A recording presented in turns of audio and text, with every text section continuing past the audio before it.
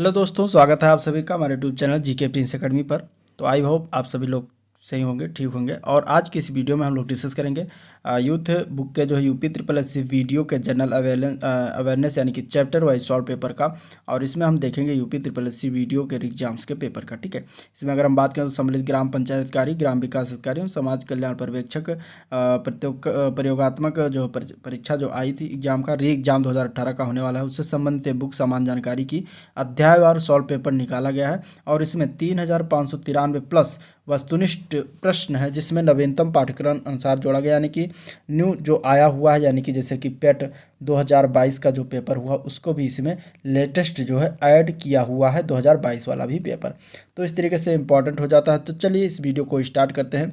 और इसके पहले जो भी अगर हम बात करें तो एक यूथ की ही बुक निकाली गई थी जीके का इसी तरीके से, और वो मैंने कराया हुआ है लेखपाल के पेपर में, ठीक है, जो कि चैप्टर वाइज था, सॉल्व पेपर था और ये प्रीवियस ईयर का ही क्वेश्चन था। तो लगभग इसमें और उसमें कोई ज़्यादा फर्क नहीं, बस इसमें जो है एक दो पेपर खासकर 2022 का जोड़ दिया गया है, जो कि वही एडिशनल हो जाता है। बाकी सारे के सारे सेम टू सेम डिक्टो हैं। तो आप देखना चाहें तो उसको कंप्लीट देख सकते हैं, हालांकि मैं ये करा रहा हूँ। चलिए विशेष सूची की बात करते हैं। इसमें अगर देखें तो हिस्ट्री होगा, हिस्ट्री में प्राचीन इतिहास, मध्यकालीन इतिहास, आधुनिक इतिहास और विश्व का इतिहास।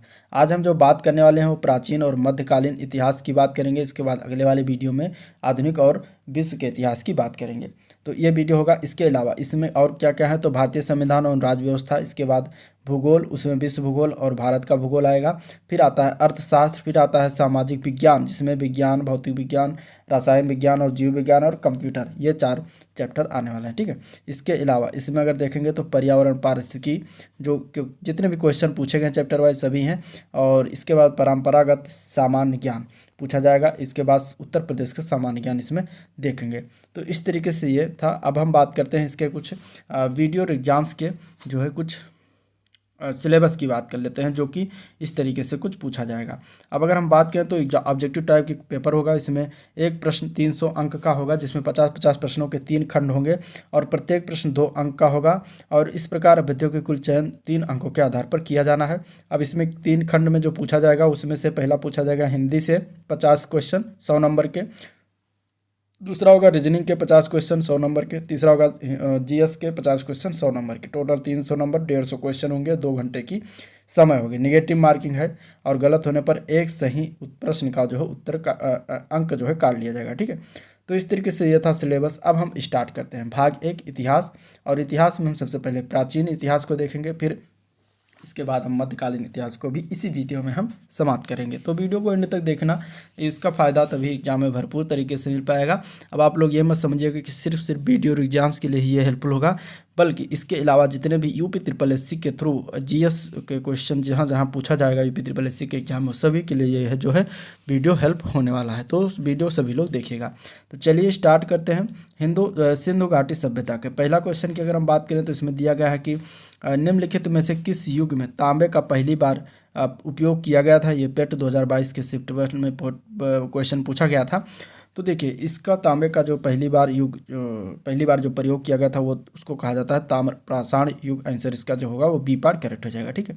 डिटेल में देखते हैं तो ताम्र पाषाण युग नवपाषाण युग के बाद शुरू होता है, यानी कि नवपाषाण युग पहले आया था, इसके बाद ताम्र पाषाण युग आया। यह लगभग 2000 ईसा पूर्व से लेकर 1500 ईसा पूर्व के आसपास कांस्य युग का ही एक भाग माना जाता है। इस काल में मनुष्य पत्थर के औजारों के साथ साथ तांबे के औजार का भी उपयोग करने लग गया था। अगला प्रश्न देखते हैं। हड़प्पा के एक बंदरगाह का नाम लिखिए। हड़प्पा के एक बंदरगाह का नाम बताना है तो वो हो जाएगा लोथल। लोथल जो था एक बंदरगाह था और आंसर आपका इसमें ए पार्ट करेक्ट हो जाएगा। नेक्स्ट इसमें अगर हम देखते हैं डिटेल में तो लोथल जो हड़प्पा कालीन बंदरगाह स्थल है और यह भारत के गुजरात राज्य के भोगवा नदी के तट पर स्थित है। इसकी खोज 1955 से 60 में जो है रंगनाथ राव के द्वारा की गई थी। लोथल को मिनी हड़प्पा के नाम से जानते हैं। लोथल के पूर्वी भाग में 223 मीटर लंबा, 35 मीटर चौड़ा और 38 मीटर गहरा गोदीवाड़ा यानी कि बंदरगाह के साक्ष्य मिले हैं। अगला क्वेश्चन देखते हैं। अगला प्रश्न है हड़प्पा सभ्यता के दौरान जो है एक डांसिंग गर्ल यानी कि नर्तकी की कांस्य प्रतिमा बनाने के लिए किस तकनीक का इस्तेमाल किया गया था। ठीक है, ऑप्शन इसमें दिया गया है। अब अगर हम इसमें आंसर की बात करेंगे तो आंसर हो जाएगा टी पार्ट। वो तैयार जो किया गया था वो मोम लोपाई किया गया था, मोम लोपी ढलाई यानी कि कास्टिंग का इस्तेमाल किया गया था। तो करेक्ट आंसर इसका डी पार्ट राइट हो जाएगा। ठीक है, हड़प्पा सभ्यता के दौरान जो है डांसिंग गर्ल नर्तकी की कांस्य प्रतिमा बनाने के लिए मोम की लोपी ढलाई का तकनीक का प्रयोग किया गया था और यह प्रसिद्ध मूर्ति मोहनजोदड़ो से प्राप्त हुई थी। हड़प्पा सभ्यता विश्व की प्राचीनतम नगरीय सभ्यताओं में से एक है। इसका विस्तार पश्चिमोत्तर भारत में था। अगला प्रश्न देखते हैं। अगला क्वेश्चन है 6वीं 5वीं शताब्दी ईसा पूर्व में। ठीक है, तुर्की के लोगों ने सिंधु के पूर्व में लोगों द्वारा इस्तेमाल की जाने वाली भाषा को क्या कहा था, तो उसको कहा था हिंदी भी। आंसर इसका ए बी पार्ट करेक्ट हो जाएगा, हिंदी भी। ठीक है, तुर्की लोगों ने सिंधु के पूर्व में लोगों द्वारा इस्तेमाल की जाने वाली भाषा को हिंदी भी कहा था। 6वीं 5वीं शताब्दी ईसा पूर्व में सिंधु नदी के पूर्व के क्षेत्र को संदर्भित करने के लिए फारसी शब्द हिंदू का प्रयोग किया गया था। तुर्कों ने सिंधु के पूर्व के लोगों को हिंदू की उनकी भूमि को जो है हिंदुस्तान तथा उनकी भाषा को हिंदी भी कहा था। तो इस तरीके से हिंदू शब्द की उत्पत्ति हुई थी।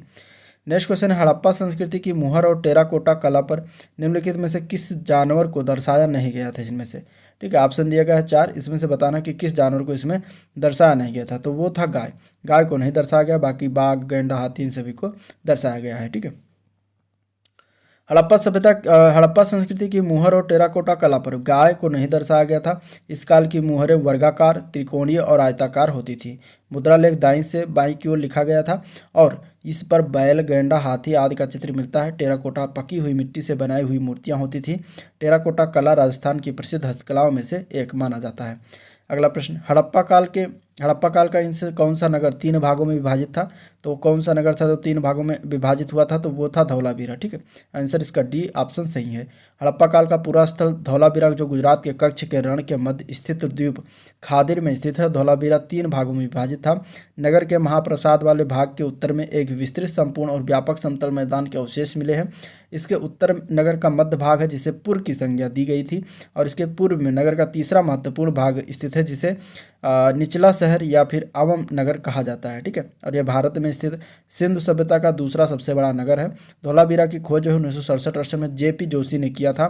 धौलावीरा से विशाल जलाशय के साक्ष्य जो है प्राप्त हुए हैं। तो ये चीज़ें याद रखिएगा। ठीक है, नेक्स्ट क्वेश्चन इसमें देखते हैं। अगला प्रश्न है निम्नलिखित में से कौन सा सिंधु घाटी की सभ्यता से संबंधित नहीं है।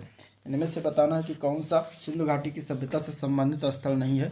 तो वो है पाटलिपुत्र। आंसर इसका सी पार्ट करेक्ट हो जाएगा, पाटलिपुत्र। ठीक है, लोथल से प्राप्त वस्तुएं जो है युगल समाधि, पत्तन, घोड़े का अवशेष, धान की भूसी, वृत्ताकार अग्निवेदिका, रोपड़ से प्राप्त हुई वस्तुएं जैसे कि तांबल, ये सब लोथल से प्राप्त। तांबे की कुल्हाड़ी रोपड़ से प्राप्त हुई है। मानव कंकाल के साथ कुत्ता भी रोपड़ से प्राप्त हुआ। कालीबंगा से जो है जुते हुए खेत, अग्निकुंड आदि के अवशेष प्राप्त हुए हैं। पाटलिपुत्र मौर्य साम्राज्य की राजधानी थी जहां तृतीय बौद्ध सभा आयोजित हुई थी जिसके अध्यक्ष मोगल पुत्र तिस्य थे जो शासक अशोक से संबंधित है। अतः पाटलिपुत्र सिंधु घाटी सभ्यता से संबंधित नहीं है। तो इस तरीके से इसमें अगर देखा जाए तो सी ऑप्शन सही हो जाएगा, पाटलिपुत्र। ठीक है, नेक्स्ट क्वेश्चन, मोहनजोदड़ो शब्द का अर्थ क्या है। ठीक है, क्वेश्चन इंपॉर्टेंट क्वेश्चन बहुत बार पूछा गया, 2018 के वीडियो में भी पूछा गया था। मोहनजोदड़ो शब्द का अर्थ होता है mount of the dead. Answer इसका बी पार्ट करेक्ट हो जाए, या फिर इसको हम हिंदी में क्या कहते हैं, मृतकों का टीला। ठीक है, हिंदी में क्या कहते हैं, मृतकों का टीला कह सकते हैं। तो आपका आंसर इसमें बी पार्ट सही है। अब इसमें अब देखते हैं डिटेल में। सिंधु घाटी सभ्यता जो थी एक नगरीय सभ्यता थी और इसमें मोहनजोदड़ो सिंधु घाटी सभ्यता का एक प्रमुख नगर था। यह पाकिस्तान के सिंध प्रांत के लरकाना जिले में सिंधु नदी के दाहिने तट पर स्थित था।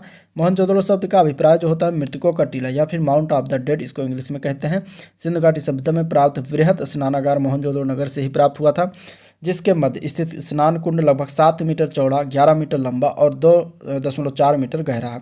सिंधु घाटी सभ्यता की लिपि जो थी वो भाव चित्रात्मक है और यह लिपि दाएं से बाएं की ओर लिखी जाती यानी इधर से इधर, दाएं से बाएं की ओर लिखी जाती थी। नेक्स्ट क्वेश्चन, सिंधु घाटी सभ्यता के बारे में इनमें से कौन सा कथन जो है सत्य है। अब ऑप्शन दिया गया है।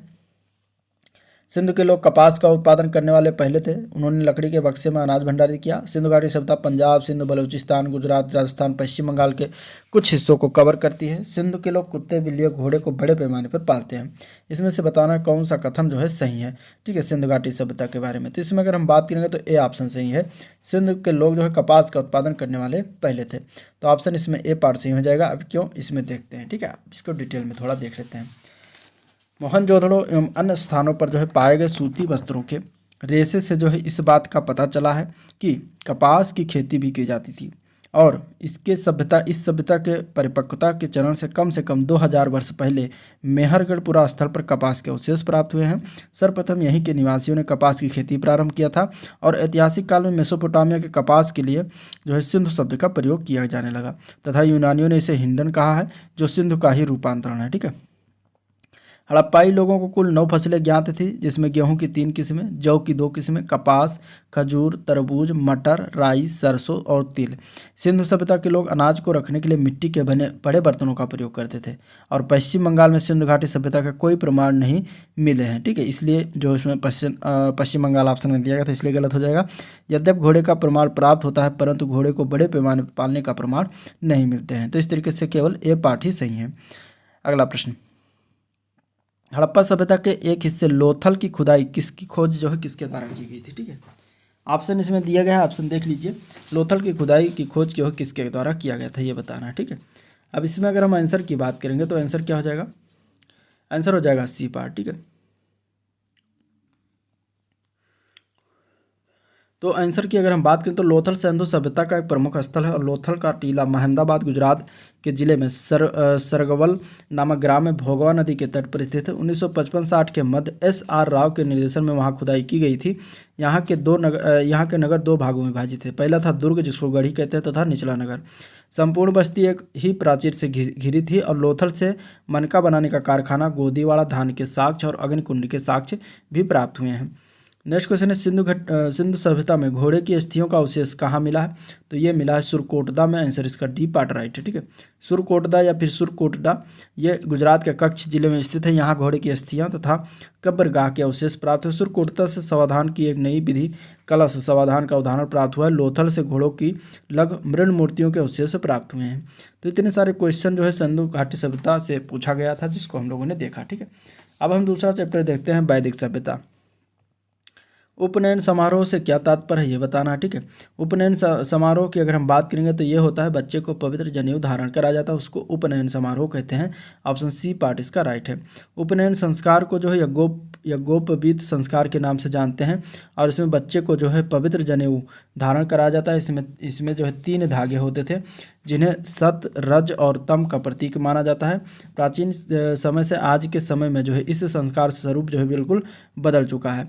अब पहले इस संस्कार को जो है शुद्धिकरण संस्कार के रूप में जानते थे, जिसके उपरांत शिष्य गुरु के साथ जो है आश्रम में रहकर शिक्षा ग्रहण करते थे। इस संस्कार के उपरांत बालकों को द्विज कहा जाता था।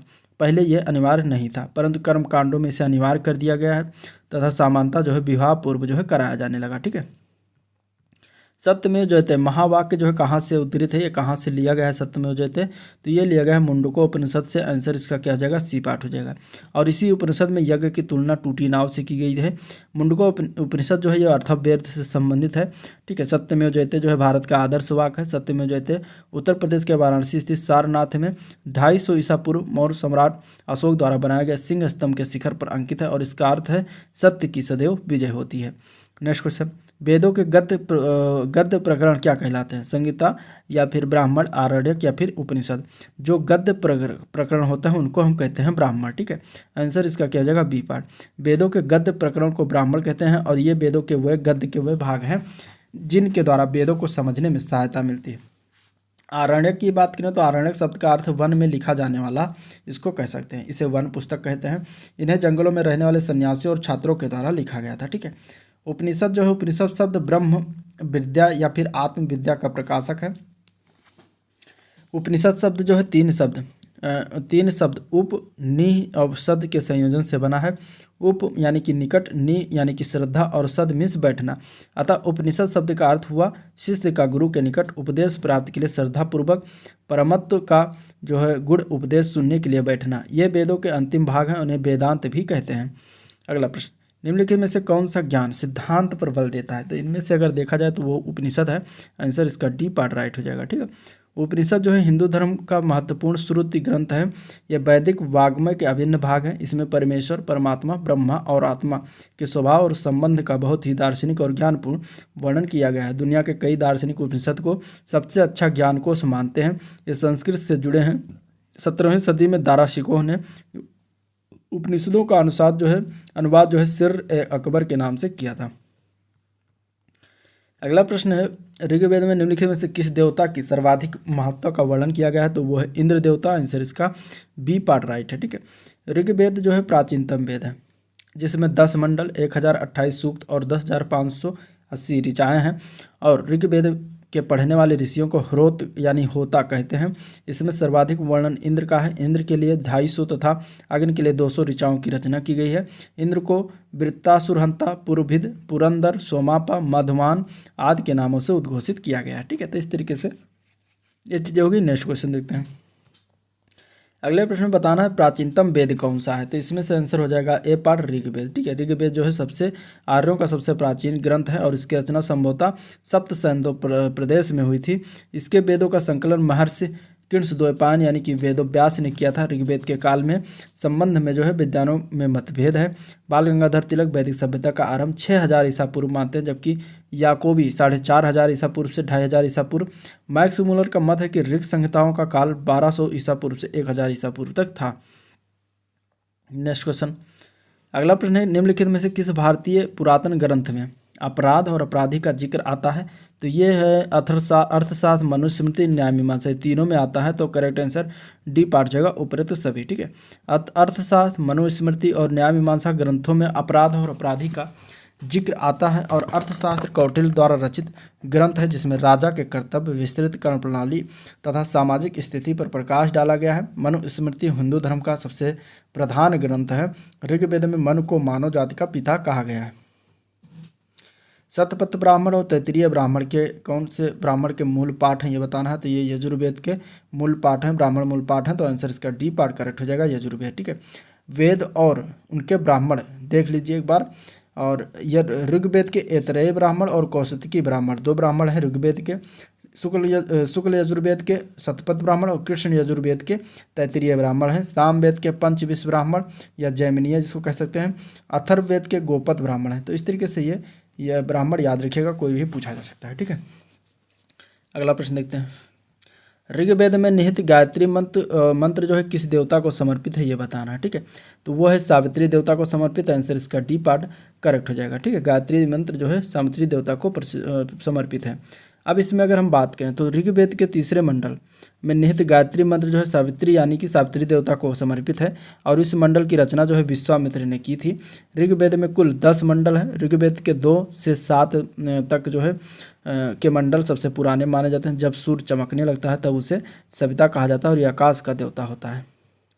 नेक्स्ट क्वेश्चन है, सर्वाधिक प्राचीन पुराण कौन सा है? सर्वाधिक प्राचीन पुराण की अगर हम बात करेंगे तो इसमें से हो जाएगा मत्स्य पुराण को सर्वाधिक प्राचीन मानते हैं। ऑप्शन इसका ए पार्ट करेक्ट हो जाएगा। भारतीय ऐतिहासिक कथाओं का सबसे अच्छा क्रमबद्ध विवरण जो है पुराणों में मिलता है, जिसकी संख्या 18 है। और पुराणों का शाब्दिक अर्थ है प्राचीन आख्यान और इसका संकलन महर्षि वेदव्यास ने किया है, जिसमें से 5 मत्स्य हैं। 5 हैं मत्स्य, वायु, विष्णु, ब्रह्म और भागवत पुराण सबसे प्रमुख आते हैं। पुराणों में मत्स्य पुराण सबसे प्राचीन है और इसके अलावा पुराण संभवतः 3री व 4थी सदी में जो है लिखे गए थे। ठीक है, नेक्स्ट क्वेश्चन देखते हैं। अगला प्रश्न इसमें देखते हैं तो दिया गया है कि निम्नलिखित में से कौन सा उपवेद नहीं है। इनमें से उपवेद की अगर हम बात करेंगे तो इसमें आंसर क्या हो जाएगा?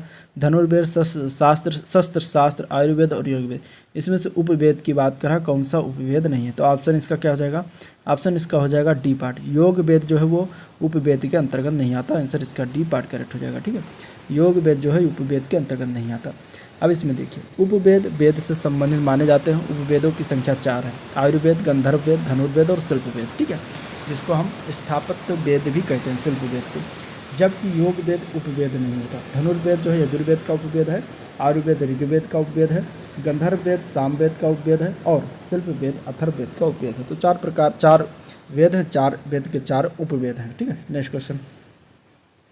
वैदिक वेद, वैदिक देवता इंद्र किसके देवता हैं? तो इसमें से अगर देखा जाए तो वर्षा और चक्रवात के देवता हैं। आंसर इसका सी पार्ट करेक्ट हो जाएगा। ठीक है, जो कि आज भी हैं।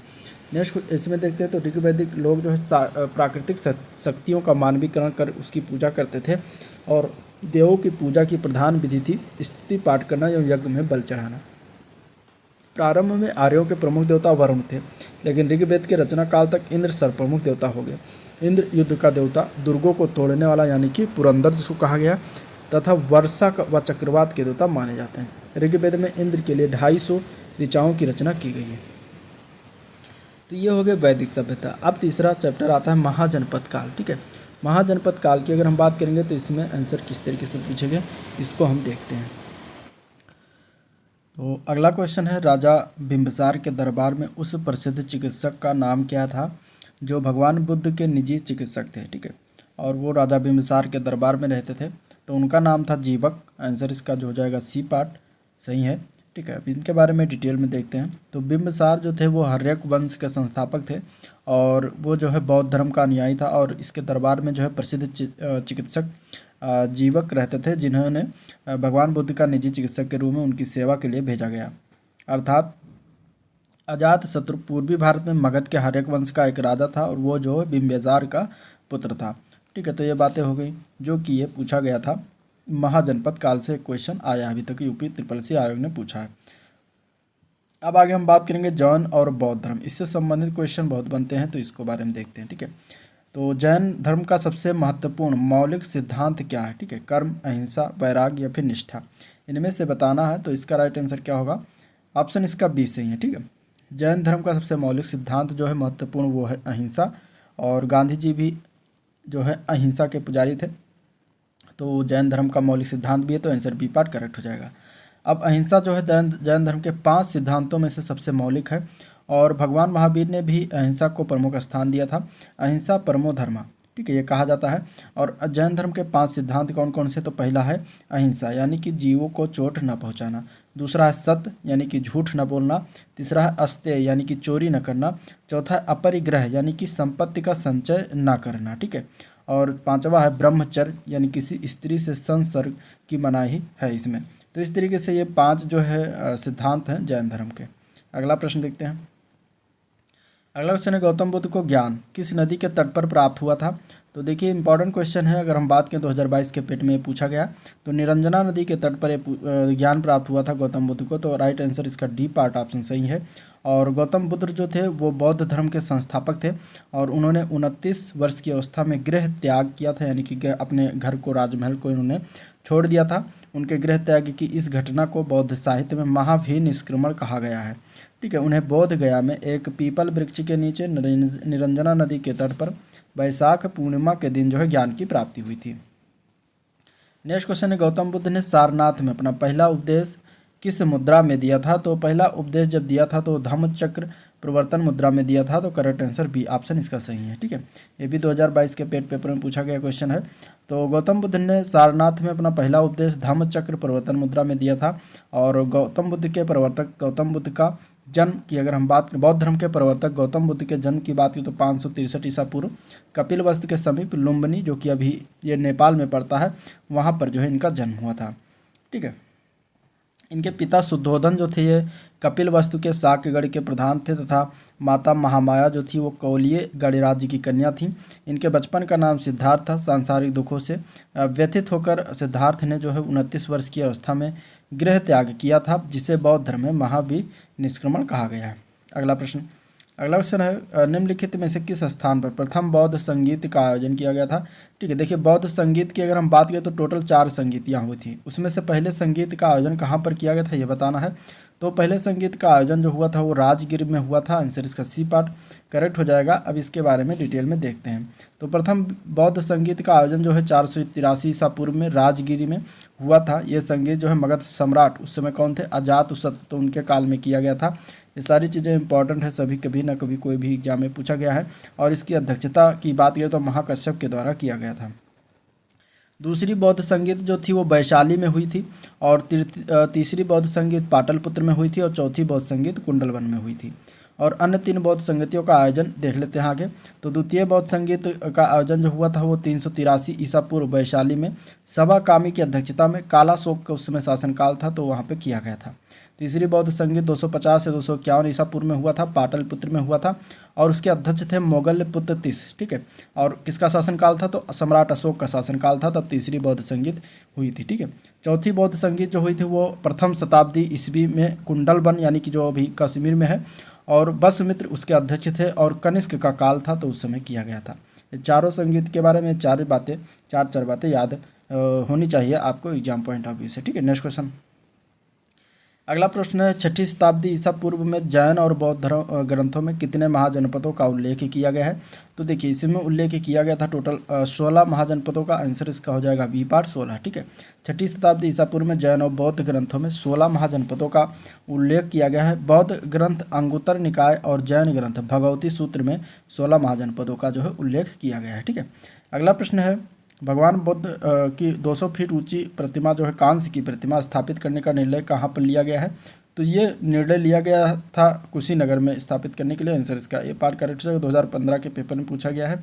और ये दिसंबर 2013 में उत्तर प्रदेश के पूर्व मुख्यमंत्री अखिलेश यादव ने मैत्रेयी परियोजना के तहत सबसे ऊंची यानी कि 200 फीट भगवान बुद्ध की कांस्य प्रतिमा उनके महापरिनिर्वाण स्थल कुशीनगर में स्थापित करने का निर्णय लिया गया है। ठीक है, और इस प्रोजेक्ट का पूर्ण संचालन वर्ष 2019 में शुरू कर दिया गया है।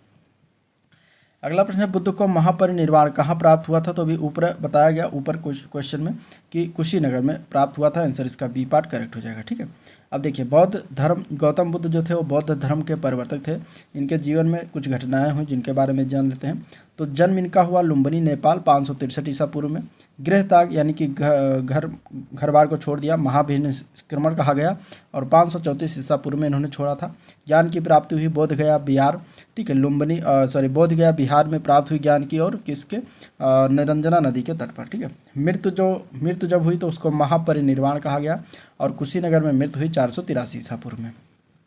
अगला क्वेश्चन, किस स्मारक से जो है गौतम बुद्ध ने दुनिया के लिए बौद्ध धर्म के अपने दिव्य ज्ञान का प्रसार किया था। तो कौन सा स्मारक है, उसका नाम क्या है। तो महाबोधि मंदिर समूह उसका नाम है। करेक्ट आंसर इसका भी पार्ट राइट है। ठीक है, महाबोधि मंदिर बिहार के गया जिले में स्थित है, और इसका निर्माण ईसा पूर्व की 3री शताब्दी में सम्राट अशोक ने करवाया था। वर्तमान मंदिर जो है 5वीं या 6ठी शताब्दी में बनाया गया, जो पूरी तरह ईंटों से निर्मित है। यहीं पर गौतम बुद्ध को वैशाख पूर्णिमा के दिन पीपल वृक्ष के नीचे निरंजना नदी के तट पर ज्ञान की प्राप्ति हुई, और वे बुद्ध कहलाए इसके बाद। और बुद्ध के बनने के पश्चात सर्वप्रथम जो है तपसु और भल्लिक नामक 2 बंजारों को बोध गया में ही जो है बौद्ध धर्म में दीक्षित किया और बौद्ध धर्म का प्रचार किया। महाबोधि मंदिर समूह को जो वर्ष 2002 में यूनेस्को द्वारा विश्व विरासत स्थल में सूची में भी शामिल किया गया है। अगला प्रश्न, गौतम बुद्ध ने जो है कहाँ पे धम्मचक्र प्रवर्तन सूत्र, ठीक है, यानी कि धम्मचक्र प्रवर्तन सूत्र का जो है ये उपदेश कहाँ पर दिया गया था। तो ये सारनाथ में दिया गया है। आंसर इसका डी पार्ट करेक्ट हो जाएगा। ठीक है, अपना प्रथम उद्देश्य को जो है धर्मचक्र प्रवर्तन उद्देश्य कहा जाता है, यानी कि गौतम बुद्ध का जो प्रथम उद्देश्य था। और यह प्रथम उपदेश इन्होंने अपना 5 ब्राह्मणों को सारनाथ उत्तर प्रदेश वाराणसी में दिया था। सारनाथ को ऋषिपत्तनम के नाम से भी जाना जाता है। गौतम बुद्ध ने सर्वाधिक उपदेश कौशल देश की राजधानी श्रावस्ती में दिया था। ठीक है, जो कि वर्तमान में उत्तर प्रदेश का एक जिला है, श्रावस्ती डिस्ट्रिक्ट। अगला प्रश्न, उस स्थान का नाम बताया जहां बौद्धों की मान्यता के अनुसार गौतम बुद्ध ने अपनी मृत्यु के बाद परिनिर्वाण प्राप्त किया था। तो वो स्थान है कुशीनगर। आंसर इसका जो होगा वो बी पार्ट करेक्ट हो जाएगा। गौतम बुद्ध बौद्ध धर्म के प्रवर्तक महात्मा बुद्ध की मृत्यु 80 वर्ष की अवस्था में 483 ईसा पूर्व में कुशीनगर और चुंद यानी कि लोहार के यहाँ जो है शुकर माधव भोजन, ठीक है, ग्रहण करने के बाद जो है हो गई थी, जिसे बौद्ध धर्म में महापरिनिर्वाण कहा गया था। अगला प्रश्न, पाली में बौद्ध ग्रंथों को आमतौर पर त्रिपिटक यानी कि थ्रीफोल्ड बास्केट कहा जाता है। इनमें से कौन सा त्रिपिटकों में से एक नहीं है, ये बताना है। ठीक है, तो अभिधम्म पिटक होता है, सुत्त पिटक भी है, विनय पिटक, ये 3 पिटक हैं जो कि बौद्ध धर्म का त्रिपिटक यानी कि थ्रीफोल्ड बास्केट कहा जाता है। लेकिन उपशाखा पिटक इनमें से नहीं है, तो आपका ऑप्शन इसमें सी सही हो जाएगा। ठीक है, नेक्स्ट क्वेश्चन, त्रिपिटक निम्नलिखित में से किससे संबंधित है? तो बौद्ध धर्म से संबंधित है, आंसर इसका बी पार्ट हो जाएगा। और पाली यानी कि त्रिपिटक शाब्दिक अर्थ होता है तीन पिटारी, यानी बौद्ध धर्म का यह प्रमुख ग्रंथ है जिसे सभी बौद्ध संप्रदाय यानी कि महायान, थेरवाद, वज्रयान और मूल सर्वास्तिवाद, ये सारे जो बौद्ध धर्म के जो है संप्रदाय हैं तो वो सभी मानते हैं, ठीक है। और ये जो है बौद्ध धर्म के प्राचीनतम ग्रंथ हैं जिनमें भगवान बुद्ध के उपदेश संग्रहित किए गए हैं, और यह ग्रंथ जो है पाली भाषा में लिखा गया है और विभिन्न भाषाओं में अनुवादित है।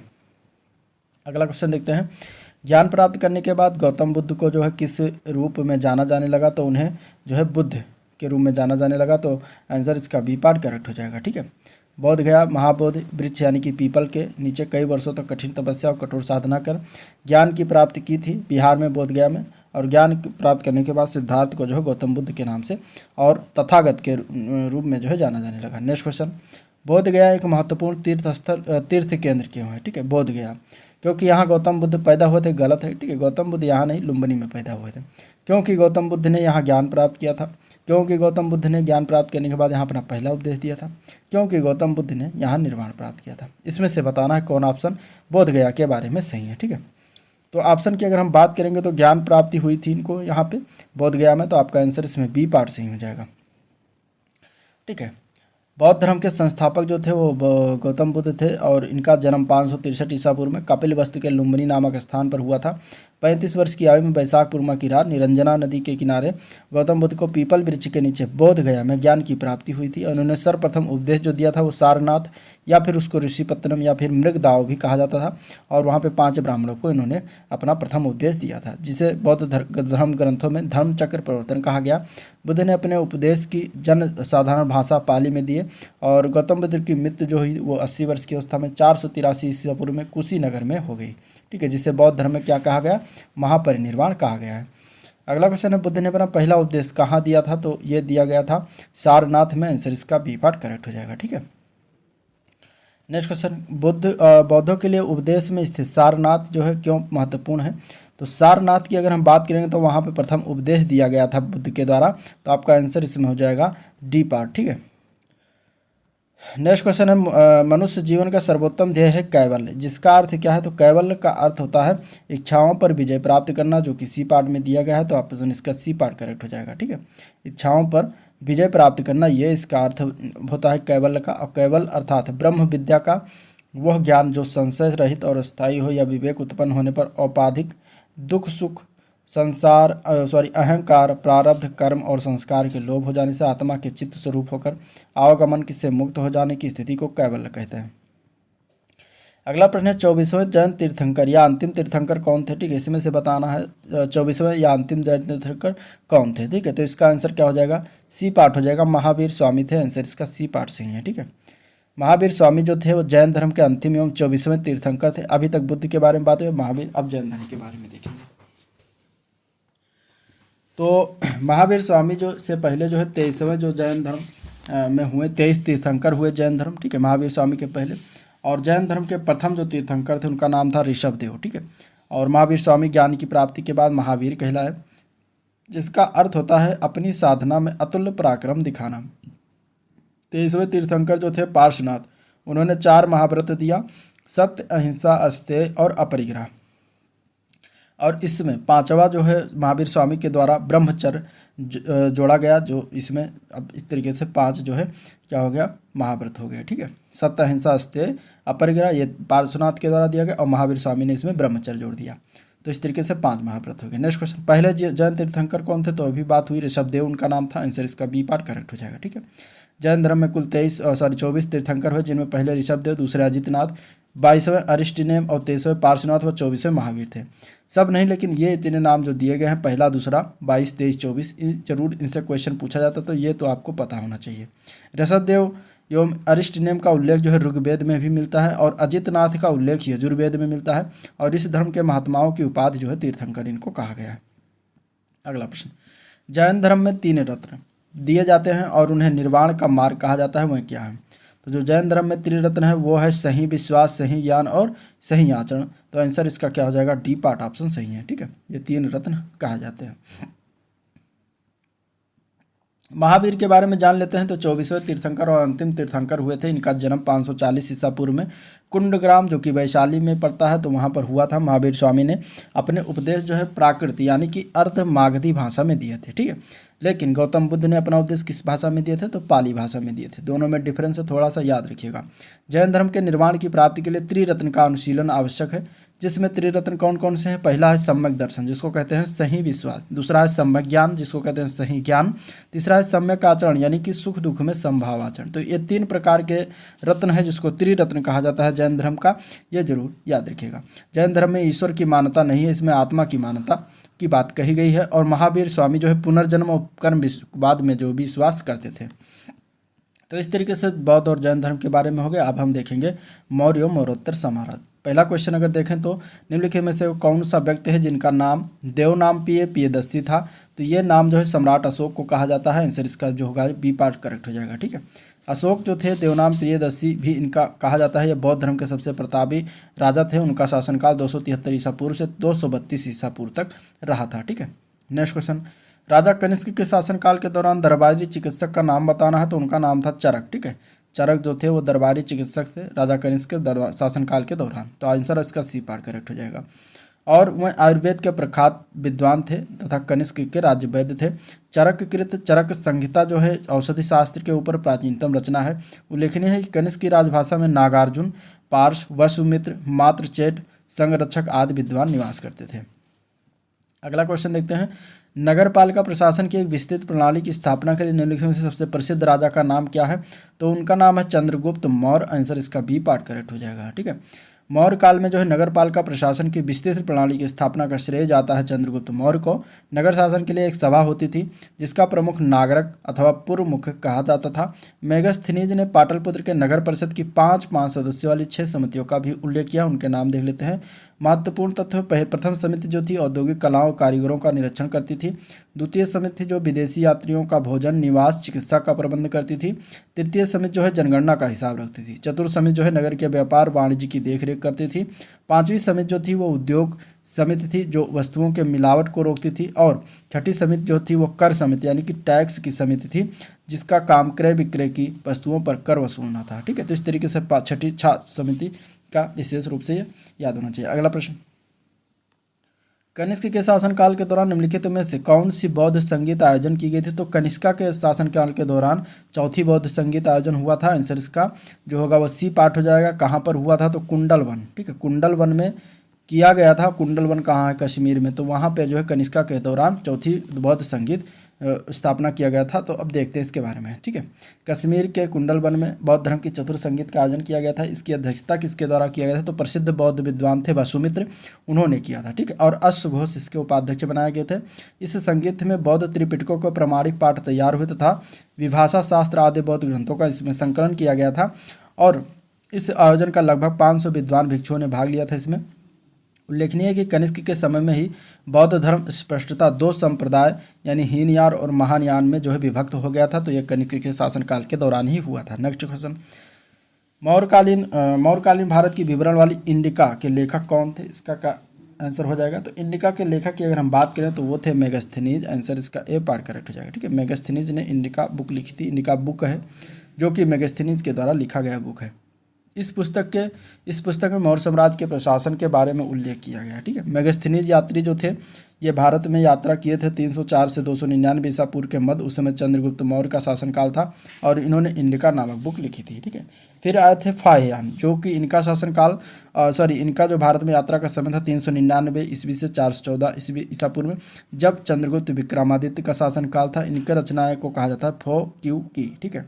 ह्वेन-त्सांग आए 629 से 645 ईस्वी तक रहे भारत में। हर्षवर्धन का शासनकाल उस समय था भारत में। सी यू की इनकी रचनाओं का नाम है, ठीक है। चरक संहिता किससे संबंधित है? तो ये चिकित्सा से संबंधित है, चरक के द्वारा लिखित है। तो आंसर इसका बी पार्ट करेक्ट हो जाएगा, ठीक है। आयुर्वेद के विद्वान थे चरक, उन्होंने लिखा था, जो कि कनिष्क के शासनकाल में ये रहते थे। कनिष्क जो था वो कुषाण वंश का शासक था, ठीक है। इसके राज दरबार में रहते थे। तो इस तरीके से आंसर इसका बी पार्ट करेक्ट हो जाएगा। अगला क्वेश्चन, मौर्य अर्थव्यवस्था मुख्य रूप से किस पर निर्भर थी? तो मौर्य जो अर्थव्यवस्था थी वो कृषि पर निर्भर थी। तो आपका आंसर इसमें जो होगा वो ए पार्ट करेक्ट हो जाएगा, ठीक है, कृषि। और इसमें अगर हम बात करें तो इस काल में न केवल कृषि उत्पादन में वृद्धि हुई बल्कि उद्योग, पशुपालन, व्यवसाय, खनिज उत्खनन, व्यापार में अति प्रगति हुई। आर्थिक अर्थव्यवस्था का आधार जो था वो कृषि था।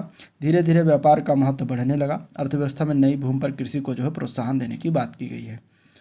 अगला प्रश्न है, अशोक के प्रधान शिलालेखों में सबसे बड़ा शिलालेख कौन सा है? तो वो है 13वां शिलालेख। आंसर इसका सी पार्ट करेक्ट हो जाएगा। ठीक है, अशोक जिनका शासनकाल था 273 से 235 ईसा पूर्व के मध्य, इनके प्रधान शिलालेखों में 13वां शिलालेख जो है सबसे बड़ा है, जिसमें अशोक के शासनकाल के 8वें वर्ष होने वाले कलिंग युद्ध का वर्णन भी इसी शिलालेख में मिलता है। ठीक है, अगला प्रश्न है, अशोक के आक्रमण के दौरान अशोक के आक्रमण के दौरान कलिंग यानी कि पूर्वी प्रांत, जो कि अब भी आधुनिक में ओडिशा का क्षेत्र समझ सकते हैं, और कलिंग की राजधानी क्या थी? तो कलिंग की राजधानी की अगर हम बात करें तो उसका नाम था तोशाली। आंसर इसका डी पार्ट करेक्ट हो जाएगा। ठीक है, तोशाली था। अशोक के आक्रमण काल के दौरान कलिंग की राजधानी तोशाली थी। अशोक ने अपने राज्याभिषेक के 8 वर्ष बाद अर्थात 9वें वर्ष 261 ईसा पूर्व में कलिंग की विजय की, और इसका उल्लेख 13वें शिलालेख में मिलता है। इसी युद्ध के बाद अशोक ने धम्म विजय की नीति अपनाई थी। अगला प्रश्न है, देवनाम प्रिय किसे दिया गया था? तो देवनाम प्रिय प्रियदर्शी यह अशोक का नाम था, सम्राट। ठीक है, तो आंसर इसका बी पार्ट करेक्ट हो जाएगा। भाभरू अभिलेख में अशोक को प्रियदर्शी, जबकि मास्की अभिलेख में इन्हें बुद्ध शाक भी कहा गया है। तो इस तरीके से ये चीज़ें याद रखिए। रुद्रदामन के जूनागढ़ अभिलेख में भी अशोक का उल्लेख मिलता है, और अशोक को उनके अभिलेखों में सामान्यतः देवनाम प्रिय कहा गया है। अगला प्रश्न, निम्नलिखित में से किनके बीच तक्षशिला शहर स्थित था? तो सिंध और झेलम के बीच स्थित था। आंसर इसका ए पार्ट करेक्ट हो जाएगा। ठीक है, तक्षशिला शहर जो है सिंध और झेलम नदी के बीच स्थित था। तक्षशिला पाकिस्तान के रावलपिंडी जिले में स्थित है, और तक्षशिला प्राचीन काल में गांधार राज्य की राजधानी हुआ करती थी। रामायण के अनुसार भरत ने अपने पुत्र तक्ष के नाम पर इसका नाम तक्षशिला रखा। तक्षशिला प्राचीन काल से शिक्षा के लिए विश्वविख्यात रहा था। यहीं पर तक्षशिला विश्वविद्यालय भी स्थित था। अगला क्वेश्चन है, सम्राट अशोक का कौन सा शिलालेख कलिंग के विजय का उल्लेख मिलता है? तो वो शिलालेख है 13वां। अभी इसके बारे में ऊपर बात हुई। आंसर इसका डी पार्ट करेक्ट हो जाएगा। ठीक है, नेक्स्ट क्वेश्चन देखते हैं, अशोक के सिंह, चतुर्मुख, स्तंभ, शीर्ष, इनमें से किस पर एक स्तंभ पर था? तो इसके अगर हम आंसर की बात करें तो वो सारनाथ में था। आंसर इसका डी पार्ट आंसर सही हो जाएगा। ठीक है, अशोक का सिंह, चतुर्भुज, स्तंभ, शीर्ष सारनाथ से लिया गया है, और इस स्तंभ में 4 सिंह पीठ से पीठ सटाए बैठे हैं। इसे ही भारत सरकार ने राष्ट्रीय चिन्ह के रूप में जो है स्वीकार किया है। नेक्स्ट क्वेश्चन, चंद्रगुप्त मौर्य के किस प्रसिद्ध राजनीतिक सलाहकार को निम्नलिखित में से सभी नामों से जाना जाता था इसके अलावा? यानी कि चाणक्य, विष्णुगुप्त, समुद्रगुप्त, कौटिल्य। तो अगर हम इसमें बात करें तो चाणक्य को ही विष्णुगुप्त कहा जाता है, कौटिल्य भी कहा जाता है। समुद्रगुप्त एक अलग राजा थे। तो आपका आंसर इसमें डी पार्ट हो जाएगा। चाणक्य, विष्णुगुप्त, कौटिल्य से भी एक के ही नाम है। ठीक है, और कौटिल्य को भारतीय राजनीतिक विचारों का जनक माना जाता है। इनके अन्य नाम है विष्णुगुप्त और चाणक्य है। इन्होंने विश्व प्रसिद्ध पुस्तक अर्थशास्त्र की रचना की, जो कि राजनीति, लोक प्रशासन और अर्थशास्त्र की प्रमाणिक जो है पुस्तक है। मौर्य वंश की स्थापना में चाणक्य का महत्वपूर्ण योगदान है। कौटिल्य चंद्रगुप्त का प्रधानमंत्री था। कौटिल्य को भारत का मैकियावेली भी कहा जाता है, जबकि समुद्रगुप्त गुप्त साम्राज्य का महान सम्राट था। इसे भारत का नेपोलियन भी कहते हैं। नेक्स्ट क्वेश्चन देखते हैं। अगला क्वेश्चन है, सम्राट अशोक के शिलालेख में ब्राह्मी लिपि का प्रयोग जो है किसमें नहीं किया गया था? ठीक है, तो वो था सहबाजगढ़ी का शिलालेख, जिसमें ब्राह्मी लिपि का प्रयोग नहीं किया गया है। तो आंसर इसका हो जाएगा बी पार्ट। ब्राह्मी लिपि का प्रयोग किसमें? सहबाजगढ़ी में नहीं किया गया, जो कि एक गांव और ऐतिहासिक स्थल है, और जो कि पाकिस्तान के मर्दान जिले में स्थित है। यह स्थल जो है सम्राट अशोक द्वारा स्थापित शिलालेख के लिए प्रसिद्ध है। इस शिलालेख में खरोष्टी लिपि का प्रयोग किया गया है। 30 जनवरी 2004 में यूनेस्को द्वारा इसे ऐतिहासिक स्थल को विश्व विरासत सूची में शामिल किया गया। और अशोक के सभी अभिलेखों की भाषा क्या है? प्राकृत है। लघु शिलालेख, स्तंभ लेख और गुहा लेख की लिपि क्या है? ब्राह्मी। जबकि वर्तमान में भारत से बाहर पाए गए कुछ शिलालेखों की लिपियाँ भिन्न है, जैसे कि शाहबाजगढ़ी और मानसेहरा का अभिलेख खरोष्टी लिपि में लिखित है। तक्षशिला का अभिलेख आर्मेयिक लिपि में लिखित है। सरेकुना यानी कि कांधार अभिलेख यूनानी और आर्मेयिक लिपि में द्विभाषिक है। लग्मान अभिलेख आर्मेयिक लिपि में लिखित है।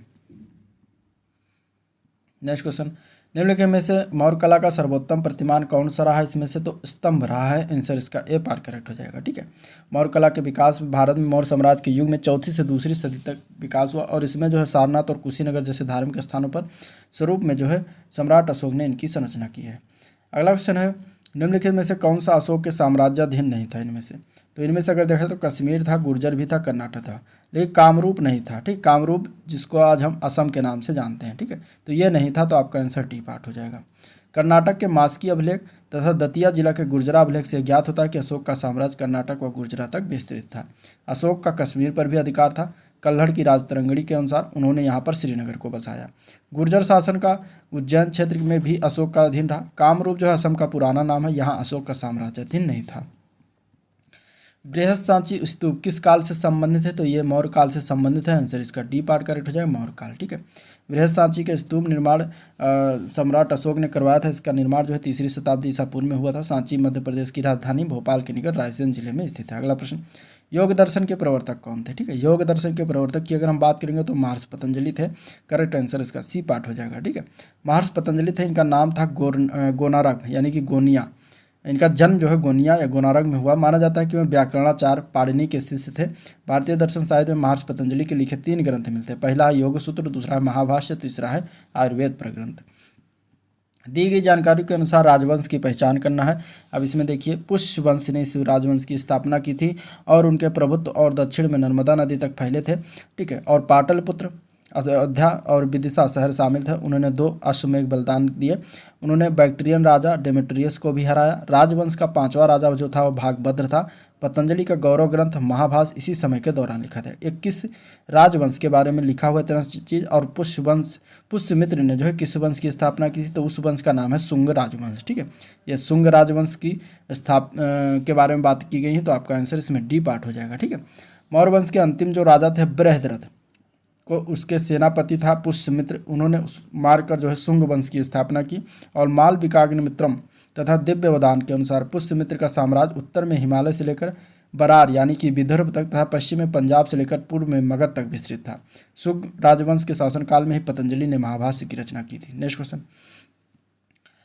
प्राचीन भारत के महान व्याकरणविद पतंजलि किसके समकालीन थे? तो ये पुष्यमित्र शुंग के समकालीन थे। अभी ऊपर बात हुई तो आंसर इसका जो हो जाएगा वो सी पार्ट करेक्ट हो जाएगा। ठीक है, नेक्स्ट क्वेश्चन है, कनिष्क प्रथम के शासनकाल के दौरान कौन सा प्रसिद्ध आयुर्वेद विद्वान रहता था? तो वो था चरक, जो कि अभी ऊपर बात हो चुकी है। आंसर इसका सी पार्ट हो जाएगा, चरक। ठीक है, अगला क्वेश्चन है, कुषाण मूलतः कहाँ के निवासी थे? तो ये चीनी तुर्किस्तान के निवासी थे। आंसर इसका बी पार्ट हो जाएगा। और चीन पर कब्जा करने में असफल होने के कारण ये मध्य एशिया में जाकर बस गए और ये यूची जाति के थे। कुषाणों में सबसे महत्वपूर्ण शासक कौन था? कनिष्क था, जिसने भारत पर शासन किया और पेशावर और मथुरा को इसने जो है अपनी राजधानी बनाया था। नेक्स्ट क्वेश्चन, अब क्वेश्चन गुप्ता एवं गुप्तोत्तर साम्राज्य से देखेंगे। पहला क्वेश्चन है, निम्नलिखित में से किस शासक के दरबार में बहुत से विद्वानों को 9 रत्न के रूप में अलंकृत किया गया था? तो वो किसके शासक के दरबार में हुआ था? तो चंद्रगुप्त सेकंड के दरबार में हुआ था। आंसर इसका ए पार्ट करेक्ट हो जाएगा। ठीक है, चंद्रगुप्त सेकंड जिसका शासनकाल था 375 से 415 ईस्वी तक। तो इसके दरबार में बहुत से विद्वानों को 9 रत्न के रूप में जो है परिभाषित किया गया था। 9 रत्नों में सम्मिलित विद्वान धनवंतर थे, छापड़क, अमर सिंह, शंक, घटकरपर, कालिदास, बेताल भट्ट, वरुरुचि, वराहमिहिर उज्जैन में जो है विक्रमादित्य के दरबार में रहते थे। चंद्रगुप्त द्वितीय ने विक्रमादित्य की उपाधि जो है धारण की थी। नेक्स्ट क्वेश्चन, हर्षवर्धन के शासनकाल के दौरान निम्नलिखित में से कौन सी नई राजधानी थी जो थानेश्वर से स्थानांतरित हुई थी? तो उसका नाम था कन्नौज। ठीक है, आंसर इसका क्या हो जाएगा? डी पार्ट हो जाएगा। हर्षवर्धन प्राचीन उत्तर भारत का एक सम्राट था जिसने 606 से लेकर 647 तक शासन किया। यह पुष्यभूत वंश का शासक था। इन्होंने अपने शासनकाल में अपनी राजधानी थानेश्वर से कन्नौज स्थानांतरित किया था। निम्नलिखित में से किस शासक के दरबारी कब हरिसेन थे? तो इसका आंसर हो जाएगा बी पार्ट। ठीक है, समुद्रगुप्त थे। आंसर क्या हो जाएगा इसका? बी पार्ट हो जाएगा, समुद्रगुप्त थे। हरिसेन जो थे वो समुद्रगुप्त के दरबारी कवि था और ये 4वीं शताब्दी के संस्कृत के महान कवि और गुप्त सम्राट समुद्रगुप्त के मंत्री थे। इनके द्वारा ही प्रयाग प्रशिस्त की रचना की गई थी। प्रयाग प्रशिस्त जो है गुप्त वंश के राजनीतिक इतिहास के बारे में जानने के लिए महत्वपूर्ण अभिलेख स्रोतों में से एक है। समुद्रगुप्त चंद्रगुप्त प्रथम का पुत्र और उत्तराधिकारी था जो गुप्त वंश का सबसे महान शासक बना। अगला क्वेश्चन है, भारतीय इतिहास में धन्वंतरी कौन थे? ठीक है, तो धन्वंतरी की अगर हम बात करेंगे तो चंद्रगुप्त विक्रमादित्य की सभा को सुशोभित करने वाले एक प्रसिद्ध चिकित्सक थे। आंसर इसका बी पार्ट करेक्ट हो जाएगा। भारतीय इतिहास में प्रसिद्ध चिकित्सक धन्वंतरी गुप्त वंश के प्रतापी राजा शासक चंद्रगुप्त विक्रमादित्य यानी कि 375 से लेकर 415 ईस्वी के दरबार में ये रहते थे। ये शल्य क्रिया के प्रवर्तक एवं प्रसिद्ध आयुर्वेदाचार्य थे। चंद्रगुप्त विक्रमादित्य के दौरान के 9 रत्नों में से धन्वंतरी एक थे। ठीक है, और अन्य की अगर हम बात करें तो छपड़क, शंक, बेताल भट्ट, घटकरपर, वरुरुचि, अमर सिंह, वराहमिहिर और कालिदास थे। नेक्स्ट क्वेश्चन, विक्रम संवत का प्रारंभ हुआ? तो विक्रम संवत की स्टार्ट 57 ईसा पूर्व में हुई। विक्रम संवत अत्यंत प्राचीन संवत है। विक्रम संवत का प्रणेता सम्राट विक्रमादित्य को माना जाता है, जिन्होंने लगभग 57 ईसा पूर्व में विक्रम संवत को प्रारंभ किया था। और विक्रम संवत प्रारंभ 57 ईसा विक्रमादित्य के द्वारा, शक संवत 78 ईस्वी में कनिष्का के द्वारा, हिजरी संवत 622 ईस्वी में मोहम्मद साहब के द्वारा। नेक्स्ट क्वेश्चन, खगोलविद बराह मिहिर और कवि कालिदास किसके दरबार का हिस्सा थे? तो ये विक्रमादित्य के।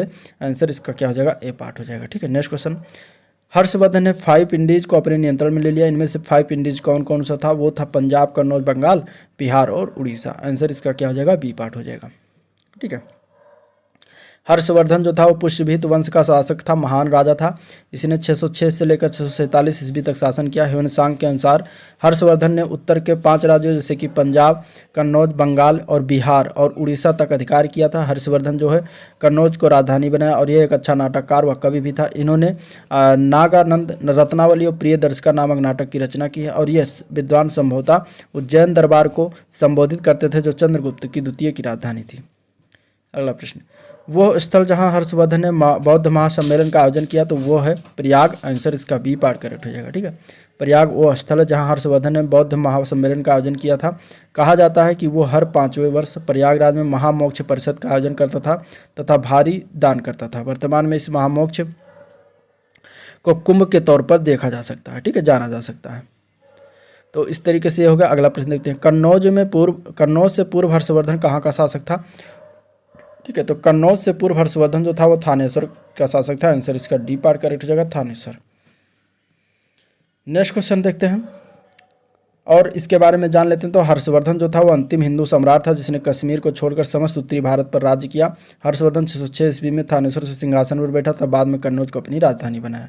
गुप्त काल की प्रसिद्ध महिला शासक कौन बनी थी? तो उनका नाम था प्रभावती गुप्ता। आंसर इसका बी पार्ट करेक्ट हो जाएगा। ठीक है, प्रभावती गुप्ता प्रसिद्ध महिला शासिका थी। गुप्त काल की प्रभावती गुप्ता गुप्त शासक के चंद्रगुप्त द्वितीय की पुत्री थी। इनका विवाह वाकाटक वंश यानी कि महाराष्ट्र के जो शासक थे रुद्रसेन द्वितीय से हुआ था। इनका प्रमाण प्रभावती गुप्ता के पूना ताम्रपत्र से प्राप्त होता है। उन्होंने अपने पति रुद्रसेन द्वितीय की मृत्युपरांत स्वयं अपने पुत्र प्रवरसेन द्वितीय की संरक्षिका बनकर शासन को संभाला था। ठीक है, अब देखते हैं राजपूत वंश के शासन के बारे में। तो इस 12वीं शताब्दी के आरंभ में दिल्ली पर किसका शासन था? तो तोमर वंश का था शासन। आंसर इसका ए पार्ट करेक्ट हो जाएगा। ठीक है, 12वीं शताब्दी के आरंभ में दिल्ली पर जो है तोमर वंश का शासन था। अनंगपाल दिल्ली के तोमर वंश के संस्थापक थे और इस वंश के अंतिम शासक तेजपाल द्वितीय थे। तोमर, तंवर, कुंतल उत्तर पश्चिम भारत का एकमात्र गोत्र है जो जाट, गुर्जर और राजपूत जातियों में पाया जाता है। जयचंद के विश्वासघात के कारण पृथ्वीराज चौहान की पराजय हुई। कालांतर में जयचंद कहाँ और कब मारा गया था? तो जयचंद जो है चंदावर के युद्ध में 1194 में हुआ था, उसमें मारा गया था। तो आंसर इसका बी पार्ट हो जाएगा। ठीक है, गौरी मोहम्मद गौरी जिसने 1194 ईस्वी में कन्नौज के शासक जयचंद पर आक्रमण किया और कन्नौज और इटावा के मध्य चंदावर नामक स्थान पर गौरी और जयचंद के मध्य युद्ध हुआ और जयचंद युद्ध में पराजित हुआ और मारा गया। कन्नौज के राठौर वंश के शासक जयचंद ने तराइन के द्वितीय युद्ध में पृथ्वीराज चौहान का साथ नहीं दिया क्योंकि उसकी पुत्री का अपहरण पृथ्वीराज चौहान ने कर लिया था। अगला क्वेश्चन, निम्न में से कौन से वंश ने भारत के दक्षिण भाग पर शासन नहीं किया? तो राजपूत। आंसर इसका सी पार्ट करेक्ट हो जाएगा, राजपूत। ठीक है, 7वीं से 12वीं शताब्दी का काल जो होता है वो राजपूत कहलाता है और इन लोगों ने जो है दक्षिण भारत पर शासन नहीं किया था। इनमें से इस काल के राजपूत वंशों में राष्ट्रकूट वंश, चालुक्य वंश, चौहान वंश, चंदेल वंश, परमार वंश, गढ़वाल वंश आदि आते हैं। राजपूत वंश ने जो भारत के उत्तर भारत पर शासन किया और जैसे कि राजस्थान, दिल्ली, पंजाब और मध्य प्रदेश क्षेत्रों में। ठीक है, अगला क्वेश्चन अब देखते हैं पाल वंश से। पाल साम्राज्य भारत के किस हिस्से से संबंधित है? तो ये पूर्वी हिस्से से संबंधित है। आंसर इसका बी पार्ट करेक्ट हो जाएगा। पाल साम्राज्य का विस्तार भारत के पूर्वी हिस्से में था। पाल साम्राज्य मध्यकालीन भारत का एक महत्वपूर्ण राजवंश था जो 750 से लेकर 1174 ईस्वी तक चला और इस साम्राज्य की स्थापना गोपाल ने की थी। इस वंश की राजधानी मुंगेर थी। पाल वंश का सबसे महान शासक धर्मपाल था जिसने विक्रमशिला विश्वविद्यालय की स्थापना की थी। पाल वंश का पहला शासक कौन था? तो वो था गोपाल। आंसर इसका सी पार्ट करेक्ट हो जाएगा। ठीक है, और वह योग्य और कुशल शासक था। गोपाल ने 750 से लेकर 770 यानी कि 20 साल तक शासन किया। उसने उदंतपुरी अर्थात वर्तमान बिहार शरीफ में एक मठ का निर्माण भी करवाया था। अब दक्षिण भारतीय राजवंश जैसे कि चोल, चालुक्य, पल्लव और संगम से संबंधित क्वेश्चन के बारे में देखते हैं। तो निम्नलिखित में से कौन सा शिव मंदिर चोल शासकों के संरक्षण में नहीं बनाया गया था? तो उस मंदिर का क्या नाम है? तो उस मंदिर को हम कह सकते हैं गोंडेश्वर मंदिर सिन्नार। ठीक है, ये नहीं बनवाया गया था। बाकी नटराज मंदिर चिदम्बरम में है, पलाई वन्नाथर मंदिर तंजावुर और बृहदेश्वर मंदिर गंगई कोंडचुलम चोलपुरम में है। तो ये सब मंदिर जो है इनके द्वारा चोल शासकों के द्वारा निर्माण करवाया गया था। और इसमें जो गोंडेश्वर मंदिर का निर्माण है वो 12वीं शताब्दी में यादव वंशीय राजकुमार राजगोविंद ने जो है करवाया था। और ये जो है शिव मंदिर महाराष्ट्र राज्य के नासिक जिले के सुन्नार तालुका गांव में स्थित है। अगला प्रश्न, महोदयपुरम के चेर साम्राज्य में बोली जाने वाली संभावित भाषा कौन सी थी? महोदयपुरम के चेर साम्राज्य में जो भाषा बोली जाती थी भाषा वो कौन सी थी संभावित भाषा? ठीक है, मलयालम, तमिल, संस्कृत, फारसी, इनमें से क्या बोला जाता था ये बताना। इसका राइट आंसर क्या हो जाएगा? तो राइट आंसर हो जाएगा मलयालम। महोदयपुरम के चेर साम्राज्य में बोली जाने वाली जो भाषा थी वो मलयालम थी। महोदयपुरम के चेर साम्राज्य की स्थापना 10वीं शताब्दी में दक्षिण पश्चिमी पर्याय द्वीपीय हिस्सों में की गई थी जो वर्तमान केरल का हिस्सा है। ठीक है, और इसके शासकों ने जो अपने उत्कीर्णों में मलयालम भाषा का उपयोग किया। जिस अवधि में जो है संगम साहित्य संकलित किया गया था उसे संगम काल के रूप में जाना जाता है।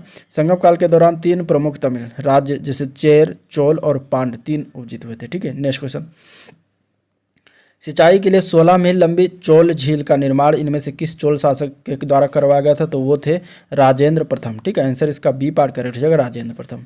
राजेंद्र प्रथम 1014 से लेकर 1044 ईस्वी तक इसने शासन किया था और इन्होंने जो है चोल मंडलम झील का निर्माण करवाया था। ठीक है, इनकी अन्य उपलब्धियों में लंका के अभियान को पूर्ण कर राजा महेंद्र को बंदी बनाना तथा पांड व केरल राज्यों में प्रतिनिधि मंडल भेजना व गंग कोंड चोल पंडित की उपाधि धारण करना था।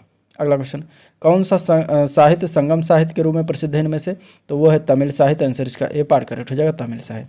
तमिल भाषा में लिखे गए प्राचीन साहित्य को संगम साहित्य कहा जाता है। सर्वप्रथम इन परिषदों का आयोजन पांड्य राजाओं के राजकीय संरक्षण में किया गया था और संगम का महत्वपूर्ण कार्य होता था उन कवियों तथा लेखकों की रचनाओं का अवलोकन करना जो अपनी रचनाओं को प्रकाशित करना चाहते थे। नेक्स्ट क्वेश्चन, चोल अभिलेखों के अनुसार जैन सभाओं को दान में दिए जाने वाले भूमि को क्या कहा जाता था? तो उसको पलिच्छांदम कहा जाता था। पलिच्छांदम, ठीक है, पलिच्छांदम जो था ये जैन सभाओं को जो दान दिया जाता था चोल अभिलेखों के द्वारा, चोल शासकों के द्वारा, तो उस भूमि को कहते थे। कुछ नाम है जिनको जानना जरूरी है, जैसे कि वेल्लानुगाई, यह गैर ब्राह्मण किसान स्वामी की जो भूमि होती थी उसको कहा जाता था। ब्रह्मदेव, ब्राह्मणों को उपहार में दी गई भूमि को कहते थे। शाला भोग, किसी विद्यालय के रखरखाव के लिए दी गई भूमि। पल्ली छांदम, जो जैन संस्थानों को दान दी गई भूमि थी। और देवदान या फिर तिरुनमठ डकानी, जो किसी मंदिर को उपहार में दी गई भूमि होती थी। नेक्स्ट क्वेश्चन, प्राचीन साहित्य एवं इतिहासकार के बारे में देखते हैं। तो प्रसिद्ध संस्कृत ग्रंथ लीलावती किस विषय पर लिखा गया है? तो ये गणित का सब्जेक्ट, गणित की बुक है। आंसर इसका सी पार्ट हो जाएगा। ठीक है, गणित विषय पर ये लिखा हुआ चीज़ है लीलावती में। लीलावती का विषय जो है गणित और खगोल शास्त्र है। ये एक प्राचीन ग्रंथ है जो भारतीय गणितज्ञ भास्कर द्वितीय द्वारा लिखा गया है। उल्लेखनीय कि साल 2020 में केंद्रीय शिक्षा मंत्री द्वारा लीलावती पुरस्कार शुभारंभ किया गया, जो कि महिला सशक्तिकरण के मद्देनजर अखिल भारतीय तकनीकी शिक्षा परिषद का एक अभिनव शिक्षा कार्यक्रम है। इसमें 625 श्लोक हैं, साथ ही ये सिद्धांत शिरोमणि का एक अंग भी है। मालविकाग्निमित्रम जो है पुस्तक किसने लिखी? तो मालविकाग्निमित्रम पुस्तक जो है ये कालिदास के द्वारा लिखा गया है। आंसर इसका डी पार्ट करेक्ट हो जाएगा। ठीक है, इसके अलावा अन्य की बात करें तो 10 कुमार चरितम, यह दंडी महोदय के द्वारा लिखित है। स्वप्नवास दत्ता पुस्तक जो है महाकवि भास के द्वारा लिखित है। और किरातार्जुनीयम ये भारवी के द्वारा लिखित पुस्तक का नाम है। अभिज्ञान शाकुंतलम की पुस्तक के लेखक कौन हैं? तो उनके हैं कालिदास। आंसर इसका सी पार्ट करेक्ट हो जाएगा। ठीक है, अष्टाध्यायी की अगर हम बात करें तो ये किसके द्वारा लिखित है? अष्टाध्यायी की अगर हम बात करते हैं तो ये लिखित है पाणिनि के द्वारा। ठीक है, और रामायण वाल्मीकि ने लिखा है, महाभारत वेदव्यास ने लिखा है, महाभाष्य पतंजलि के द्वारा लिखित है, अभिज्ञान शाकुंतलम कालिदास ने लिखा है, रघुवंशम कालिदास ने, पंचतंत्र की जो कथाएं वो विष्णु शर्मा द्वारा लिखित है। इसके अलावा कामसूत्र वात्सायन के द्वारा लिखित है और सूर्य सिद्धांत आर्यभट्ट के द्वारा लिखित है। बुद्ध चरित अश्वघोष के द्वारा, पृथ्वीराज रासो चंद्रबरदाई गीत गोविंद जो है ये जयदेव के द्वारा लिखित पुस्तक का नाम है। कादम्बरी के लेखक कौन है? तो कादम्बरी के लेखक इनमें अगर देखा जाए तो क्या हो जाएगा आंसर?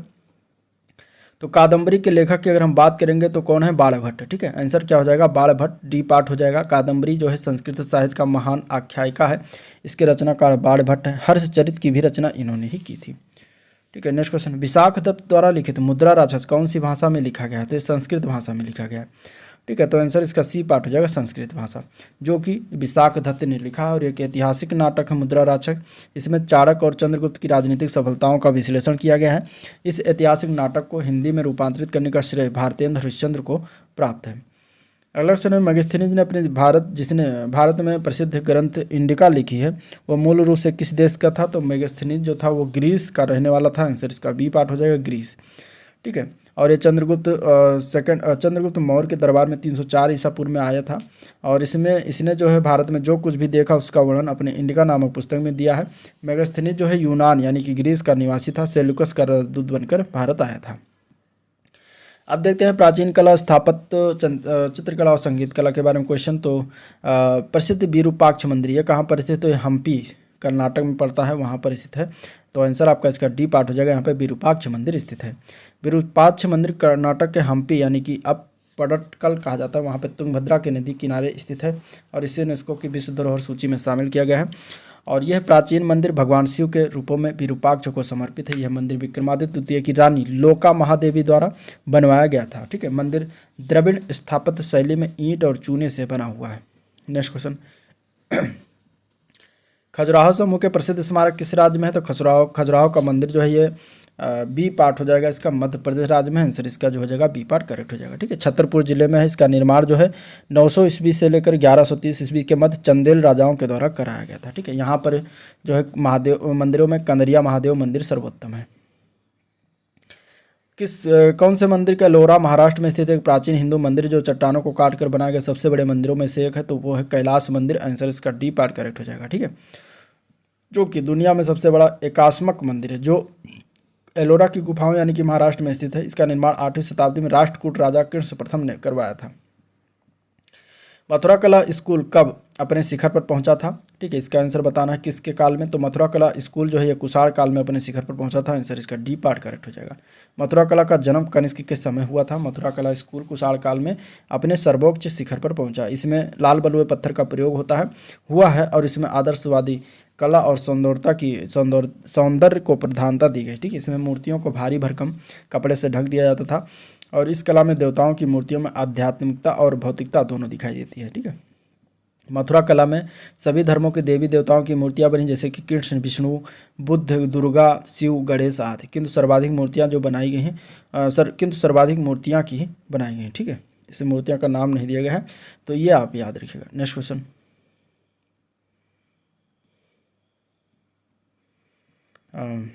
ये हो गया।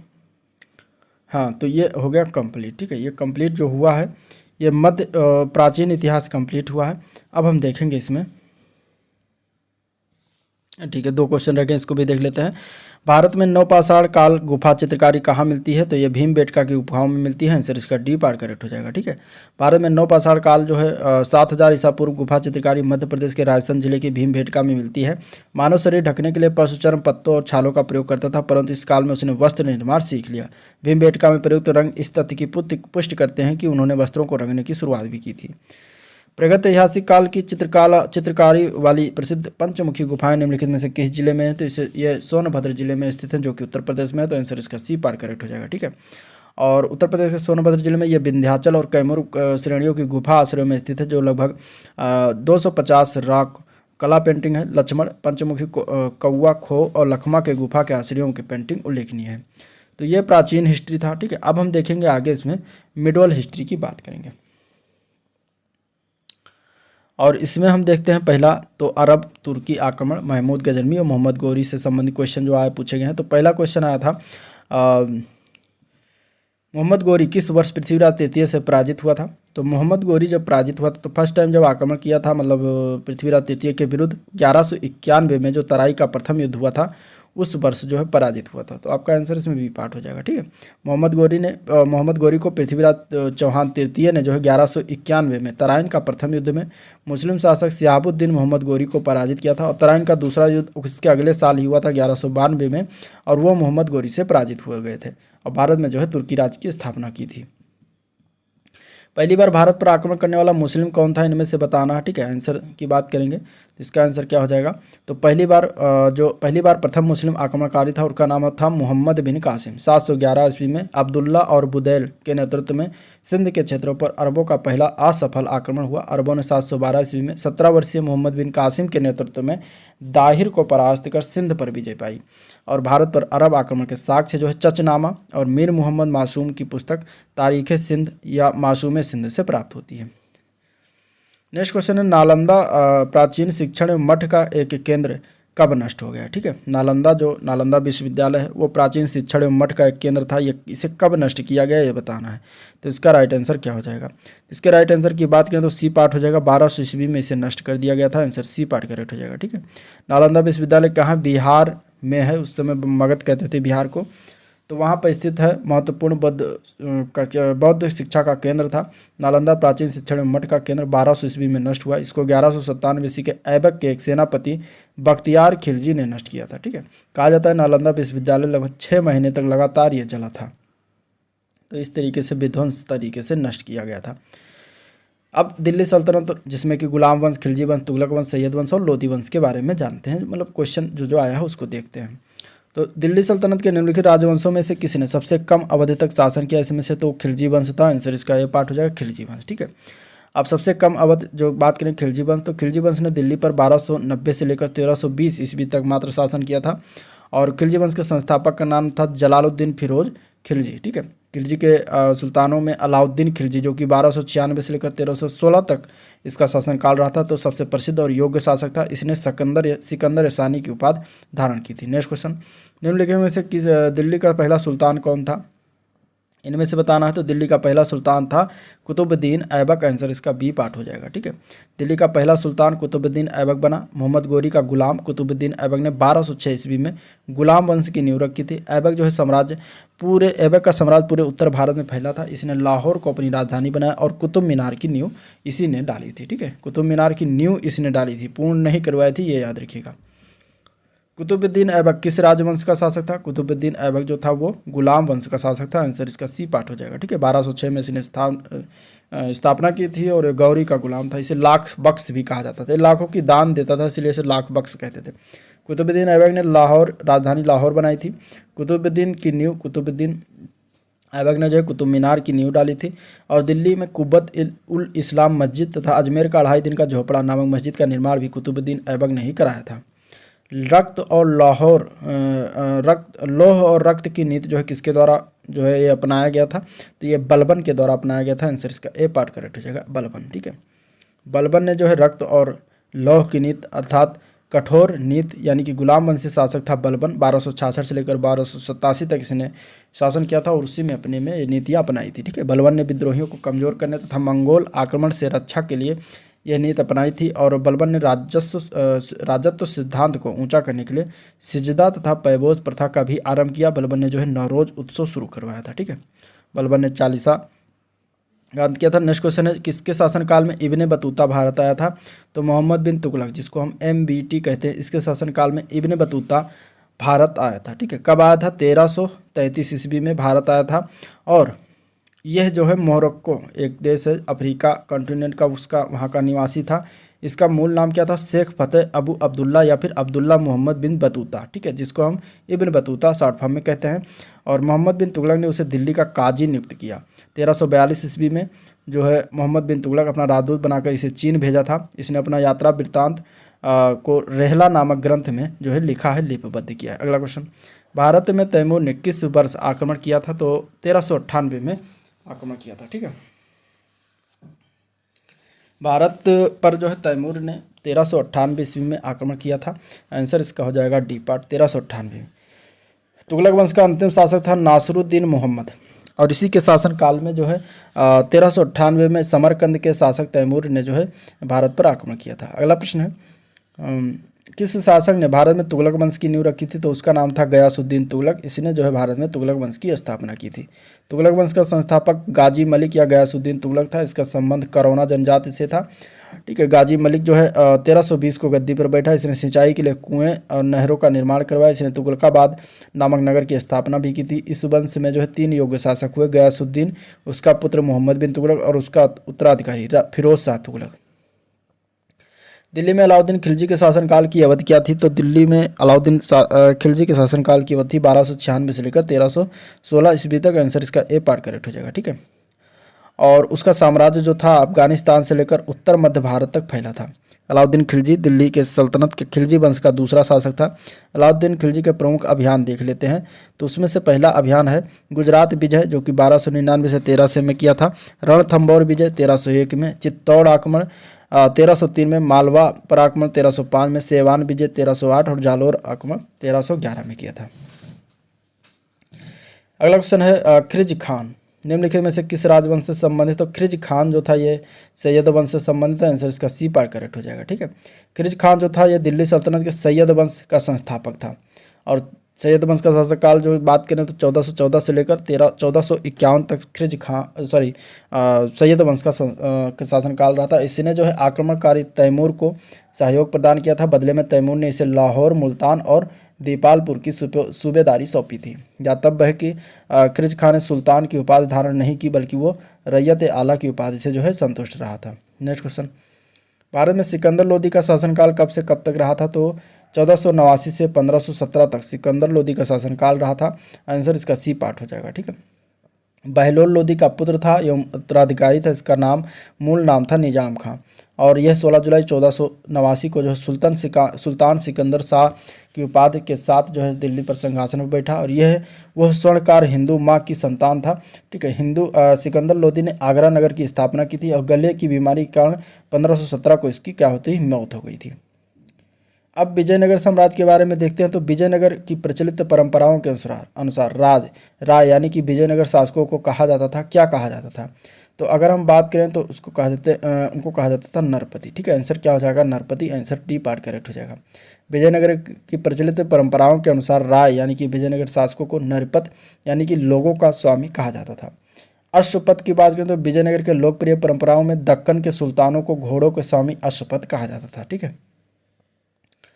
अगला प्रश्न इसमें देखते हैं। तो तुलुप राजवंश की स्थापना किसके द्वारा किया गया था? तुलुप राजवंश की बात करें तो वीर नरसिंह देव ने किया था। आंसर इसका जो है डी पार्ट करेक्ट हो जाएगा। तुलुप राजवंश जो था वो 1505 में स्थापना हुई और 1565 तक रहा था। और ये नरसा नायक के पुत्र थे वीर नरसिंह, उन्होंने किया था। ठीक है। इतिहास में इसे द्वितीय बाला पहाड़ की संज्ञा दी गई है। और तुलुप वंश जो है विजयनगर का तीसरा राजवंश था। तुलुप वंश के 6 शासकों ने 60 वर्ष तक शासन किया था। किस प्राचीन साम्राज्य में महिलाएं कुश्ती में भाग लेती थीं? तो कौन सा प्राचीन साम्राज्य था? तो वो था विजयनगर साम्राज्य। आंसर इसका हो जाएगा बी पार्ट। ठीक है। इसमें जो है महिलाएं कुश्ती में भाग लेती थीं।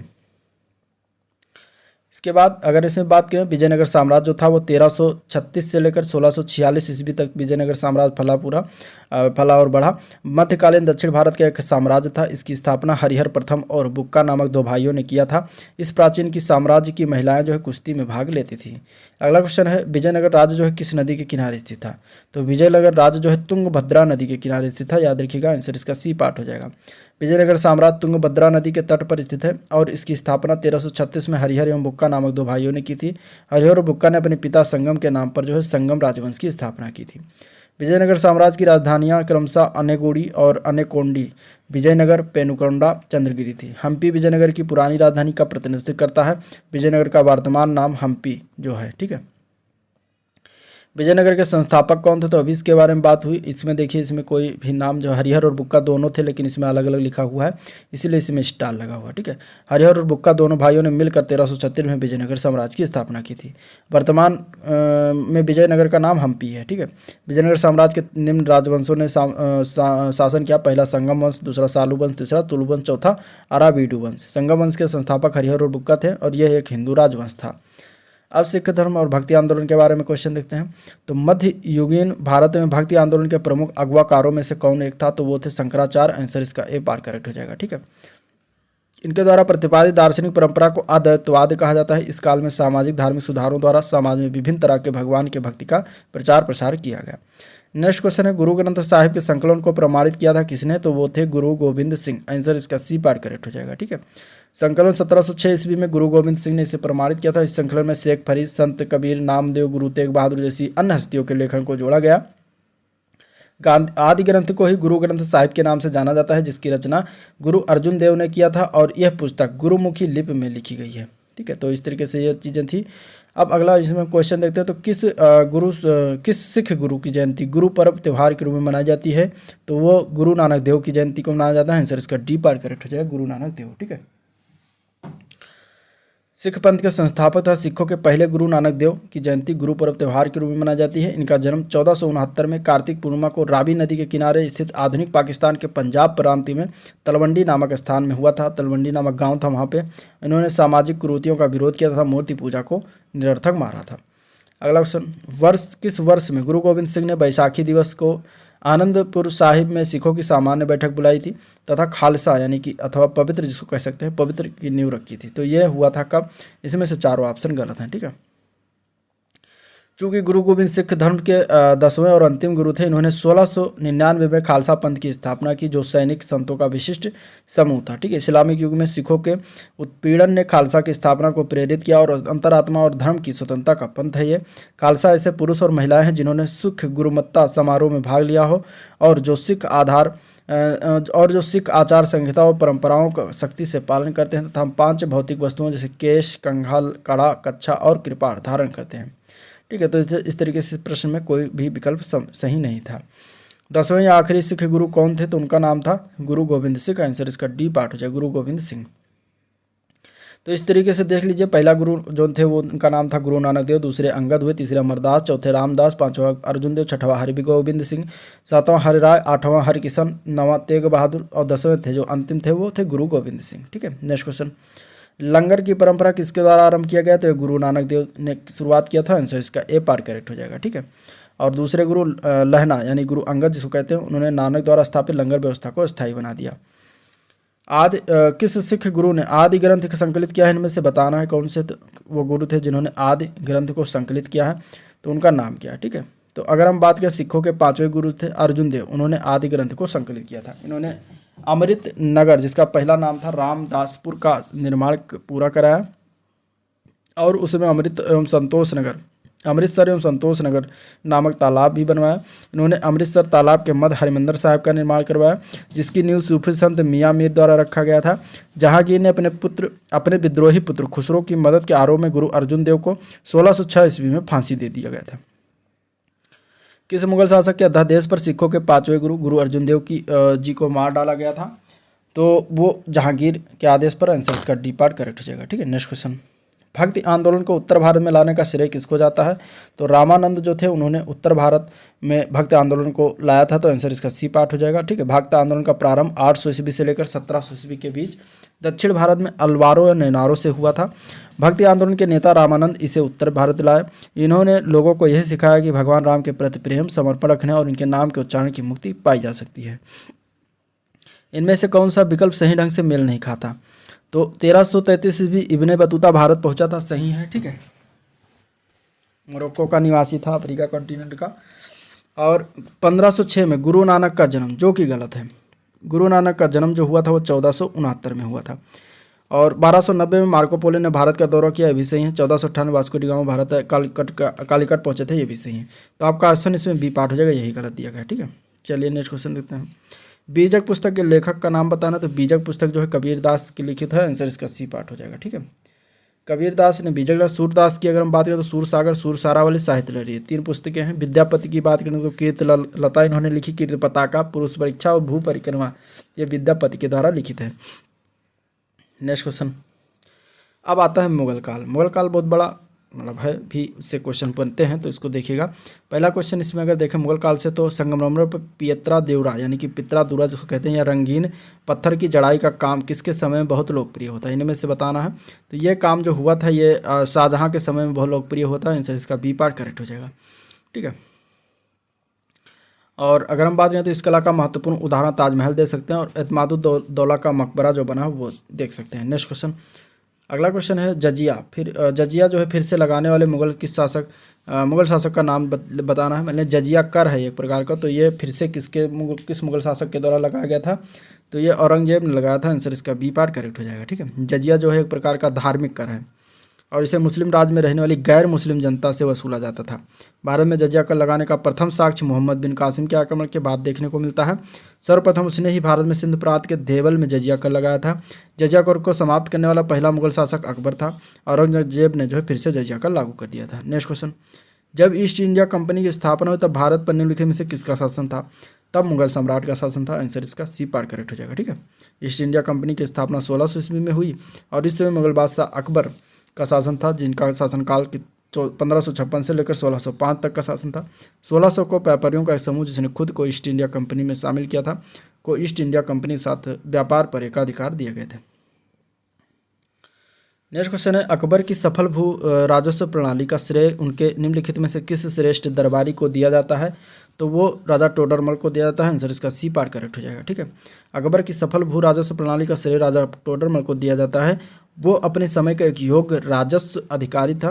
पूर्व में उन्होंने शेरशाह के दरबार में भी सेवा दी थी।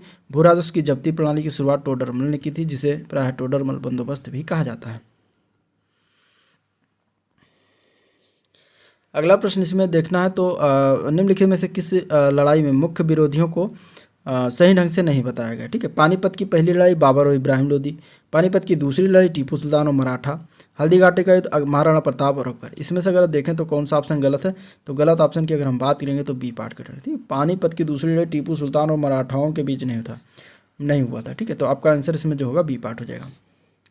पानीपत की लड़ाई जो हुई थी वो 1526 ईस्वी में बाबर और इब्राहिम लोदी के मध्य हुई थी, जिसमें बाबर विजयी हुआ था और इब्राहिम लोदी इसी में मारा गया था और यहीं से नए मुगल साम्राज्य की स्थापना हुई थी। ठीक है, पानीपत की दूसरी जो लड़ाई हुई थी वो 1556 ईस्वी को हुई थी और उसमें अकबर और हेमू के मध्य हुआ था, जिसमें अकबर विजयी हुआ था और हेमू पराजय हुआ था।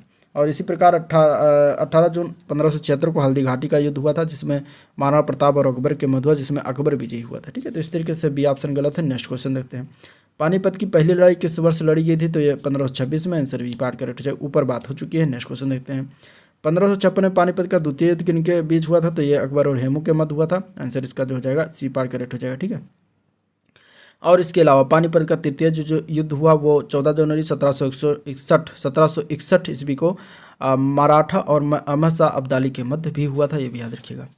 शेरशाह सूरी का वास्तविक नाम क्या था? तो शेरशाह सूरी का वास्तविक नाम था फरीद। आंसर इसका सी पार्ट करेक्ट हो जाएगा, फरीद। ठीक है, और इसने अपनी शिक्षा कहाँ से प्राप्त की थी? तो जौनपुर से प्राप्त की थी और जौनपुर से प्राप्त करी थी। और 1539 में चौसा का युद्ध जो हुआ था हुमायूं और शेरशाह के बीच वो लड़ा गया, जिसमें जो है शेरशाह विजयी हुआ और शेर खां, यही शेर खां नाम था। इसके बाद शेरशाह शक्ति और प्रतिष्ठा दोनों में वृद्धि हुई। उसने शेरशाह की पदवी धारण करके अपने नाम का खुतबा पढ़वाया और अपना नाम जो है सिक्के पर भी अंकित करवाया।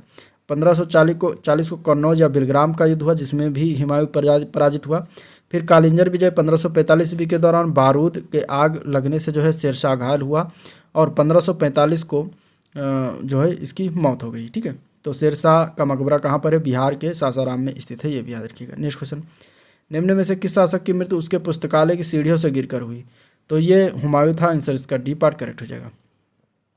हुमायूं जो था वो मुगल वंश का संस्थापक बाबर का बेटा था, जिसका नाम था नासिरुद्दीन हुमायूं। ये 1530 ईस्वी में गद्दी पर बैठा और गद्दी पर बैठने से पहले हुमायूं बख्त खां का जो है सूबेदार था। 1539 में चौसा का युद्ध हुमायूं और शेर खां के मध्य हुआ, जिसमें हुमायूं पराजित हुआ। इसके बाद शेर खां ने शेरशाह की पदवी धारण की। इसके बाद बिलग्राम का युद्ध 1540 में फिर एक बार युद्ध हुआ, जिसमें हुमायूं फिर पराजित हुआ और इस तरीके से वो भाग गया सिंध होते हुए ईरान भाग गया। वहाँ पर जो है 15 वर्ष तक रहा ये। ठीक है, वहीं पर इन्होंने हमीना बानो बेगम से जो इन्होंने शादी किया, उसी से जो है लड़का पैदा हुआ, जिसका नाम अकबर आगे मिलता है। और 1555 ईस्वी में हुमायूं ने फिर पंजाब में सूर शासक सिकंदरा शाह को पराजित कर पुनः जो है दिल्ली पर गद्दी पाली और इसके बाद 1556 ईस्वी में ही हुमायूं की मृत्यु हो गई, जब वो दीनप्रहा भवन में स्थित पुस्तकालय यानी कि लाइब्रेरी से सीढ़ियों से उसकर गिर की मौत हो गई। तो इसके बाद इसका लड़का अकबर जो है राजा बना था। तो इस तरीके से कहानी कुछ थी। नेक्स्ट क्वेश्चन देखते हैं, किस वर्ष बाबर ने सुल्तान इब्राहिम लोदी को पानीपत की लड़ाई में जो है पराजित किया था? तो वो था 1526 का युद्ध। आंसर इसका हो जाएगा आंसर बी पार्ट 1526 ईस्वी। ठीक है, बाबर ने भारत पर प्रथम अभियान 1519 ईस्वी में यूसुफ जाई जातियों के विरुद्ध बाजौर और भेरा पर किया था। पंजाब के सूबेदार दौलत खान लोधी और इब्राहिम लोधी के भाई आलम खान लोधी ने बाबर को भारत पर आक्रमण करने के लिए आमंत्रित किया। 21 अप्रैल 1526 ईस्वी में पानीपत के प्रथम युद्ध में बाबर ने दिल्ली सल्तनत पर सुल्तान इब्राहिम लोधी को पराजित किया और बाबर ने इस युद्ध में अपने उज़्बेकों की तुगलमा नीति का जो युद्ध नीति का भारत में पहली बार प्रयोग किया था।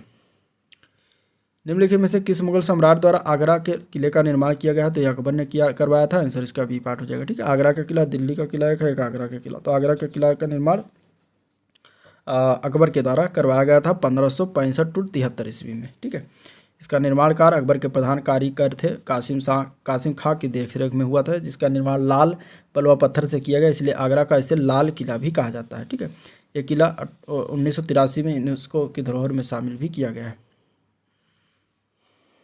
अगला प्रश्न है, मुगल शासन के दौरान एक कोतवाल की सही भूमिका क्या थी?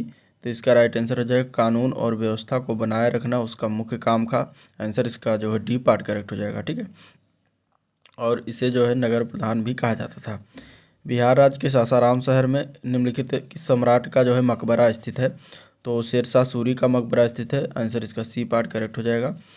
और मकबरा जो है एक तालाब के बीच ऊंचे चबूतरे पर बना है और यह मकबरा हिंदू एवं मुस्लिम वास्तुकला का मिश्रण है। अगला प्रश्न है, मुगल वंश के पहले सम्राट बाबर ने अपनी देशीय भाषा चगताई तुर्की में अपनी आत्मकथा लिखी है और इस पुस्तक का नाम क्या है? तो बाबरनामा इसका नाम रखा है। आंसर इसका बी पार्ट करेक्ट है। ठीक है, मुगल वंश के वास्तविक संस्थापक जहीरुद्दीन मोहम्मद बाबर तुर्कों के चगताई शाखा के था, जिसका संबंध मंगोल नेता चंगेज खां से है। बाबर ने अपनी आत्मकथा स्वयं लिखा है, जिसको तुजु के बाबरी या फिर बाबरनामा के नाम से जानते हैं। यह किताब तुर्की भाषा में लिखी गई है, लेकिन मुगलों की दरबारी भाषा फारसी थी। इस पुस्तक में बाबर ने विजयनगर व मेवाड़ साम्राज्य का भी उल्लेख किया है। अगला प्रश्न है, भारत में जहांगीर का शासनकाल क्या था? तो 1605 से लेकर 1627 तक जो है जहांगीर का शासनकाल था। तो आंसर इसका ए पार्ट करेक्ट हो जाएगा। ठीक है, जहांगीर के बाद शाहजहां आया था और इसके पहले अकबर का शासनकाल था। ठीक है, अकबर का लड़का था जहांगीर। तो 1605 तक अकबर का शासन था। तो आंसर आपका इसमें क्या हो जाएगा? आंसर इसका ए पार्ट करेक्ट हो जाएगा। नेक्स्ट क्वेश्चन है, वह कौन सा स्थान है जहां अंतिम मुगल सम्राट बहादुर शाह जफर की मृत्यु हुई थी? तो वो रंगून में इनकी मृत्यु हुई थी। आंसर ए पार्ट करेक्ट हो जाएगा। 1857 का विद्रोह के समय बहादुर शाह सेकंड को हुमायूं के मकबरे से गिरफ्तार किया गया। उसे हडसन ने जो है रंगून निर्वासित कर दिया, जहां 1862 में बहादुर शाह की जफर की मृत्यु हो गई। पहला कठपुतली सम्राट कौन था मुगल सम्राट? तो उसका नाम था जहांदार शाह। आंसर इसका ए पार्ट करेक्ट हो जाएगा। ठीक है, और बहादुर शाह की मृत्यु के बाद उसके पुत्रों जहांदार शाह, अजीम उस्सान, रफ़ी उस्सान और जहान शाह में हुए उत्तराधिकारी युद्ध में जहांदार शाह, जो कि 1712-13 में जुल्फ़िकार के सहयोग के से सत्ता प्राप्त की थी, और 51 वर्ष की आयु में जहांदार शाह 1712 को मुगल सिंहासन पर बैठा था। जुल्फ़िकार खां को इसका प्रधानमंत्री नियुक्त किया गया।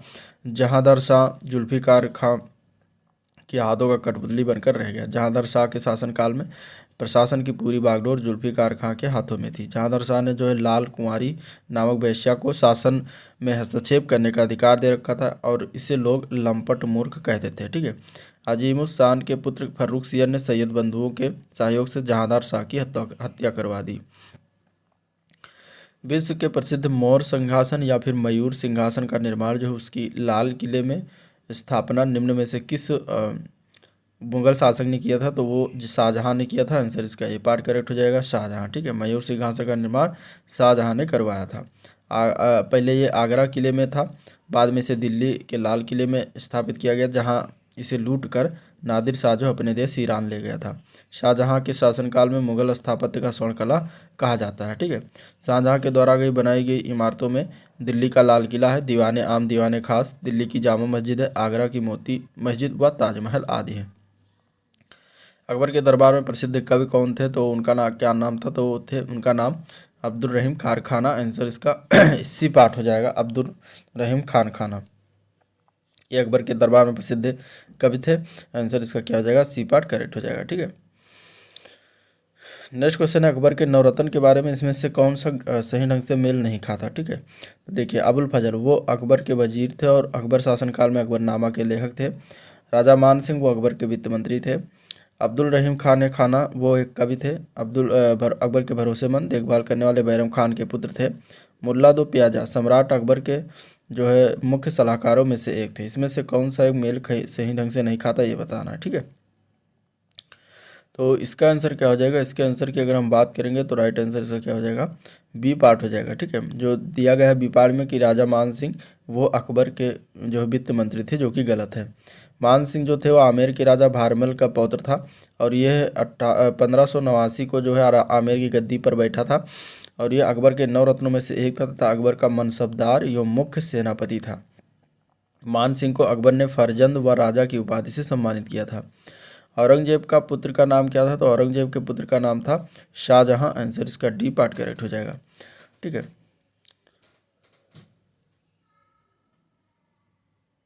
सॉरी, इसमें औरंगजेब के पुत्र नहीं पूछा, इसमें औरंगजेब किसका पुत्र था ये पूछा गया, तो शाहजहां का पुत्र था। आंसर इसका डी पार्ट हो जाएगा, शाहजहां का पुत्र औरंगजेब था। नेक्स्ट क्वेश्चन है पानीपत का द्वितीय युद्ध इन किनके बीच लड़ा गया था। द्वितीय युद्ध जो हुआ था वो अकबर और हेमू के मध्य हुआ था। आंसर इसका बी पार्ट हो जाएगा। 1556 को लड़ा गया था जिसमें अकबर सेना विजयी हुई थी, ठीक है। हेमू का पूरा नाम था हेमचंद्र विक्रमादित्य। इनमें से कौन सा मुगल बादशाह शराब को छूता तक नहीं था, तो वो था औरंगजेब। आंसर इसका डी पार्ट करेक्ट है, ठीक है। किस मुगल बादशाह ने इलाहाबाद को अपनी राजधानी बनाया था, तो वो शाह आलम के द्वारा बनाया गया था। आंसर बी पार्ट करेक्ट हो जाएगा। शाह आलम द्वितीय के बाद अली गौहर शाह आलम द्वितीय की उपाधि धारण करके मुगल शासन की गद्दी पर बैठा। शाह आलम द्वितीय ने बंगाल के शासक मीर कासिम व अवध के नवाब शुजाउद्दौला के साथ मिलकर अंग्रेजों के विरुद्ध बक्सर का युद्ध 1764 में भाग लिया। बक्सर के युद्ध में ऐतिहासिक पराजय के बाद अंग्रेजों ने शाह आलम के साथ इलाहाबाद की संधि 1765 में की, जिसके द्वारा शाह आलम को इलाहाबाद तथा कड़ा का क्षेत्र मिला और शाह आलम ने इलाहाबाद को अपनी राजधानी बनाया था। प्रारंभ में अकबर का संरक्षक कौन था, तो उसका नाम था बैरम खां। आंसर डी पार्ट हो जाएगा, ठीक है। बैरम खां जो था अकबर का संरक्षक था और इसे जो है बैरम खां को वकील से नियुक्त करके खाना की उपाधि जो है प्रदान की थी। हुमायूं की दुर्घटना से आकस्मिक मृत्यु के उपरांत उनके बेटे अकबर को कहाँ मुगल सिंहासन पर बैठाया गया, तो कालानौर में इन्हें मुगल सिंहासन पर बैठाया गया था। तो आंसर इसका सी पार्ट करेक्ट हो जाएगा, ठीक है। 1556 में दीनपना भवन में स्थित पुस्तकालय की सीढ़ियों से गिरकर हुमायूं की जो है मृत्यु हो गई थी और उसको सुनते ही बैरम खान ने अकबर को 14 वर्ष की उम्र में कालानौर कहाँ पड़ता है, पंजाब में पड़ता है, तो वहाँ पर अकबर का राज तिलक कर बादशाह घोषित कर दिया और इस तरीके से बैरम खान जो है अकबर का संरक्षक बन गया। निम्नलिखित में से किन सम्राटों के शासनकाल में भारत का पहला मुद्रा रुपया मुद्रित हुआ, तो वो शेरशाह सूरी के शासनकाल में हुआ था। आंसर सी पार्ट करेक्ट हो जाएगा। थॉमस रो सम्राट जहांगीर से किस किले में मिला था, थॉमस रो था वो अजमेर के किले में मिला था 1615 ईस्वी में थॉमस रो और 1608 ईस्वी में कैप्टन हाकिंस से राज दरबार में मिला था। इनमें से किसने जो है भूमि मापांकन की व्यवस्था प्रारंभ की, तो वो थे Sher Shah Suri. Answer B part हो जाएगा। इन्होंने सिकंदरी गज का प्रयोग किया जो कि 32 अंक का होता था, ठीक है। नेक्स्ट क्वेश्चन, इनमें से किसने जो है अकबर की धार्मिक नीति की आलोचना की थी, तो वो थे बदायूनी। आंसर सी पार्ट हो जाएगा, बदायूनी, ठीक है। अकबरनामा की रचना जो है अबुल फजल ने किया था। इनमें से कौन सा मुगल सम्राट अनपढ़ था, तो वो अकबर ही था। आंसर ए पार्ट करेक्ट हो जाएगा, ठीक है। 1556 से लेकर 1605 ईस्वी तक इसने शासन किया था। मुगल काल में जो है पुलिस बल के मुखिया को क्या कहा जाता था, तो उसको कोतवाल कहते थे। आंसर डी पार्ट करेक्ट हो जाएगा। निम्नलिखित में से किस मुगल शासक ने अंततोगत्वा मेवाड़ के शासक महाराणा प्रताप सिंह के पुत्र राणा अमर सिंह से एक समझौता किया था, तो वो थे Jahangir. Answer C part correct हो जाएगा, ठीक है। जलालुद्दीन मोहम्मद जो है किस नाम से प्रसिद्ध हैं, तो जलालुद्दीन मोहम्मद ये अकबर के नाम से प्रसिद्ध है। आंसर बी पार्ट करेक्ट हो जाएगा, अकबर। अब क्वेश्चन मध्यकालीन स्थापत्य एवं चित्रकला से। दिल्ली की प्रसिद्ध जामा मस्जिद किसके द्वारा निर्माण करवाई गई थी, तो ये शाहजहां ने बनवाया था। आंसर ए पार्ट करेक्ट हो जाएगा। और अगर हम बात करें इसमें प्रसिद्ध जामा मस्जिद का निर्माण दिल्ली के 1656 ईस्वी में शाहजहां के द्वारा करवाया गया था। यह मस्जिद लाल पत्थरों और संगमरमर से बना हुआ है, ठीक है। लाल किले से महज 500 मीटर की दूरी पर यह जामा मस्जिद है और जो भारत की सबसे बड़ी मस्जिद है। इसका निर्माण कार्य जो है 1650 ईस्वी में शाहजहां ने शुरू करवाया था। 6 वर्ष का समय और 10 लाख रुपए इसमें लगे थे। अकबर द्वारा बनवाया गया प्रसिद्ध ऐतिहासिक स्मारक बुलंद दरवाज़ा उत्तर प्रदेश किस जिले में है, तो बुलंद दरवाज़ा आगरा में है। आंसर ए पार्ट करेक्ट हो जाएगा, ठीक है। बुलंद दरवाज़ा आगरा जिले के फतेहपुर सीकरी में स्थित है। और 1602 में जो है इस फतेहपुर सीकरी का निर्माण जो है करवाया गया था। बुलंद दरवाज़ा का निर्माण फतेहपुर सीकरी में गुजरात विजय की स्मृति याद में करवाया था। ताजमहल के सुलेखक कौन थे जिन्होंने 1648 में जो है इसकी रचना की और पूरा किया? तो उनका नाम था अमानत खान सिराजी। आंसर इसका सी पार्ट करेक्ट हो जाएगा। ठीक है। सुलेखक यानी कि कैलीग्राफर जिसको इंग्लिश में कहते हैं। नेक्स्ट क्वेश्चन है, दिल्ली के प्रसिद्ध लौह स्तंभ जो सदियों से बना बिना जंग लगे खड़ा है, वो निम्नलिखित में से किस ऐतिहासिक परिसर में स्थित है? तो वो है कुतुब मीनार के परिसर में। आंसर सी पार्ट करेक्ट हो जाएगा, जो कि 7.21 मीटर लंबा है, इसकी ऊंचाई है और इसका निर्माण जो है चंद्रगुप्त विक्रमादित्य ने करवाया था।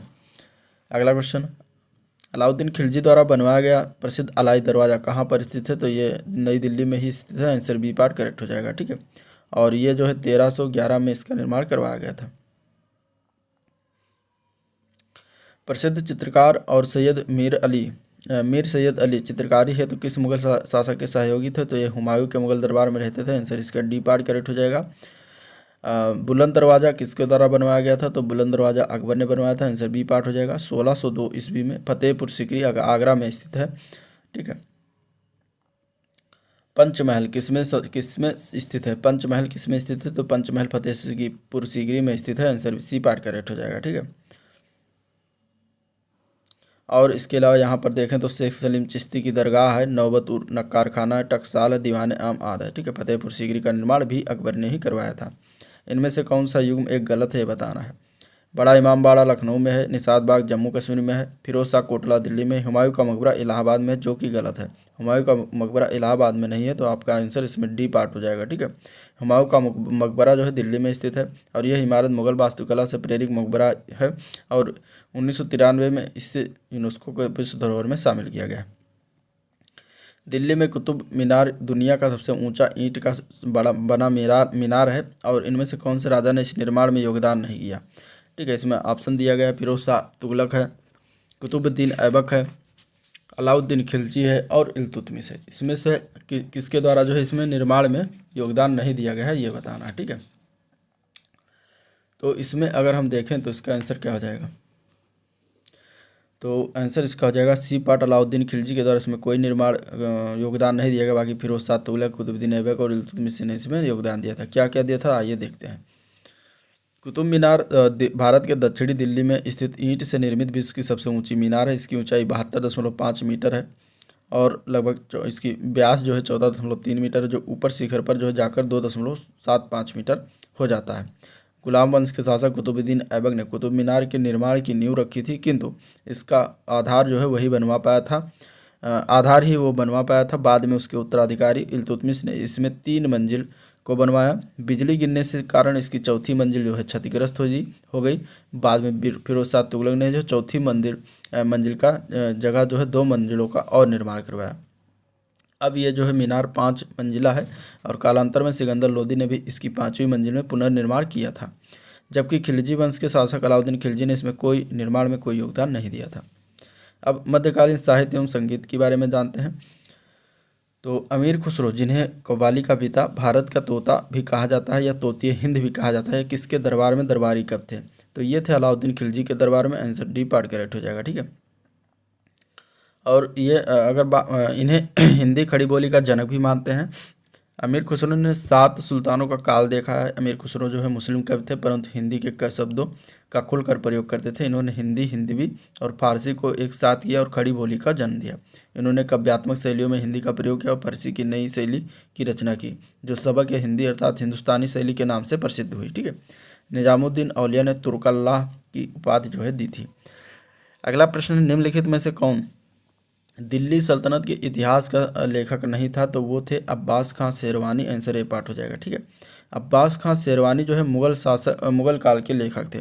इन्होंने अकबर के आदेश पर तारीख शेरशाही फारसी भाषा में लिखा था। अमीर खुसरो जो थे सल्तनत काल के थे। इन्होंने किरण उस्सादैन, मिफ्ता उल फुतू, खजाइन उल फुतू, आशिका, नूर ए सिपहर, तुगलकनामा, एजाज व खुसरवी की रचना की है। मिन्हाज उस सिराज जो है सल्तनत काल के कवि थे। इन्होंने फारसी भाषा में तबकात नासिरी लिखी। जियाउद्दीन बरनी जो थे सल्तनत काल में फारसी भाषा में तारीख फिरोज शाही व फतवा जहांदारी लिखी थी। अगला क्वेश्चन है आईन अकबरी किसने लिखा? तो आईन अकबरी जो है अबुल फजल के द्वारा लिखित है। आंसर सी पार्ट करेक्ट हो जाएगा। ठीक है, आईन अकबरी अबुल फजल द्वारा रचित अकबर नामा का ही एक भाग है। अबुल फजल जो थे मुगल बादशाह अकबर के दरबार में रहते थे। बीरबल, फैजी, मुल्ला दो प्याजा भी अकबर के दरबारी थे और ये सभी अकबर के नवरत्नों में से थे।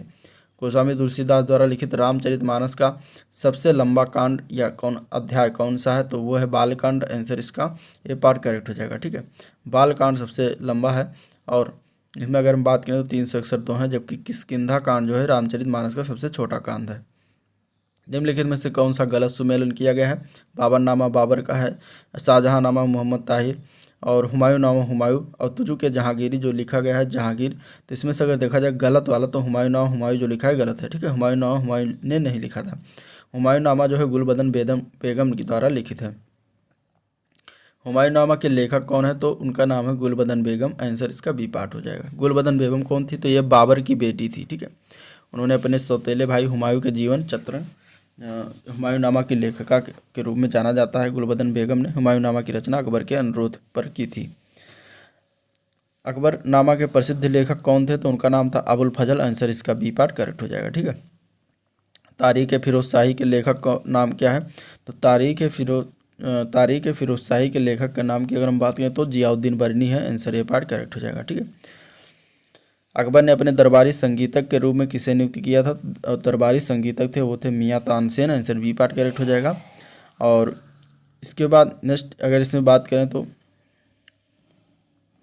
अगला क्वेश्चन है अमीर खुसरो का जन्म स्थान कहाँ पर है? तो अमीर खुसरो का जन्म स्थान कासगंज है। आंसर बी पार्ट करेक्ट हो जाएगा। अमीर खुसरो का जन्म 1253 में उत्तर प्रदेश के पटियाली जिला कासगंज 2008 में एटा जिले से विभाजित करके नया जिला बनाया गया नामक कस्बे में गंगा के किनारे हुआ था। ठीक है, ये भी याद रखिएगा। और इनका मूल नाम था अबुल हसन। अमीर खुसरो हिंदी खड़ी बोली और तबला वाद्य यंत्र के जनक माने जाते हैं।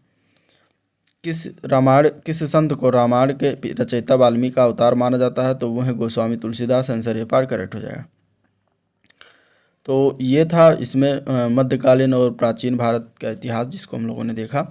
अगले वीडियो में हम देखेंगे इसमें आधुनिक भारत के इतिहास। बहुत ही इंपॉर्टेंट इससे क्वेश्चन बन सकते हैं, तो इसको देखना मत भूलिएगा। आज का वीडियो पर एंड करते हैं। वीडियो पसंद आया तो लाइक करिएगा, चैनल को सब्सक्राइब नहीं किया तो फटाफट सब्सक्राइब कर लीजिए, साथ ही साथ अपने दोस्तों में शेयर करना मत भूलिएगा। ठीक है, आज का वीडियो एंड करते हैं, मिलते हैं इसके नेक्स्ट वीडियो में, तब तक के लिए थैंक यू।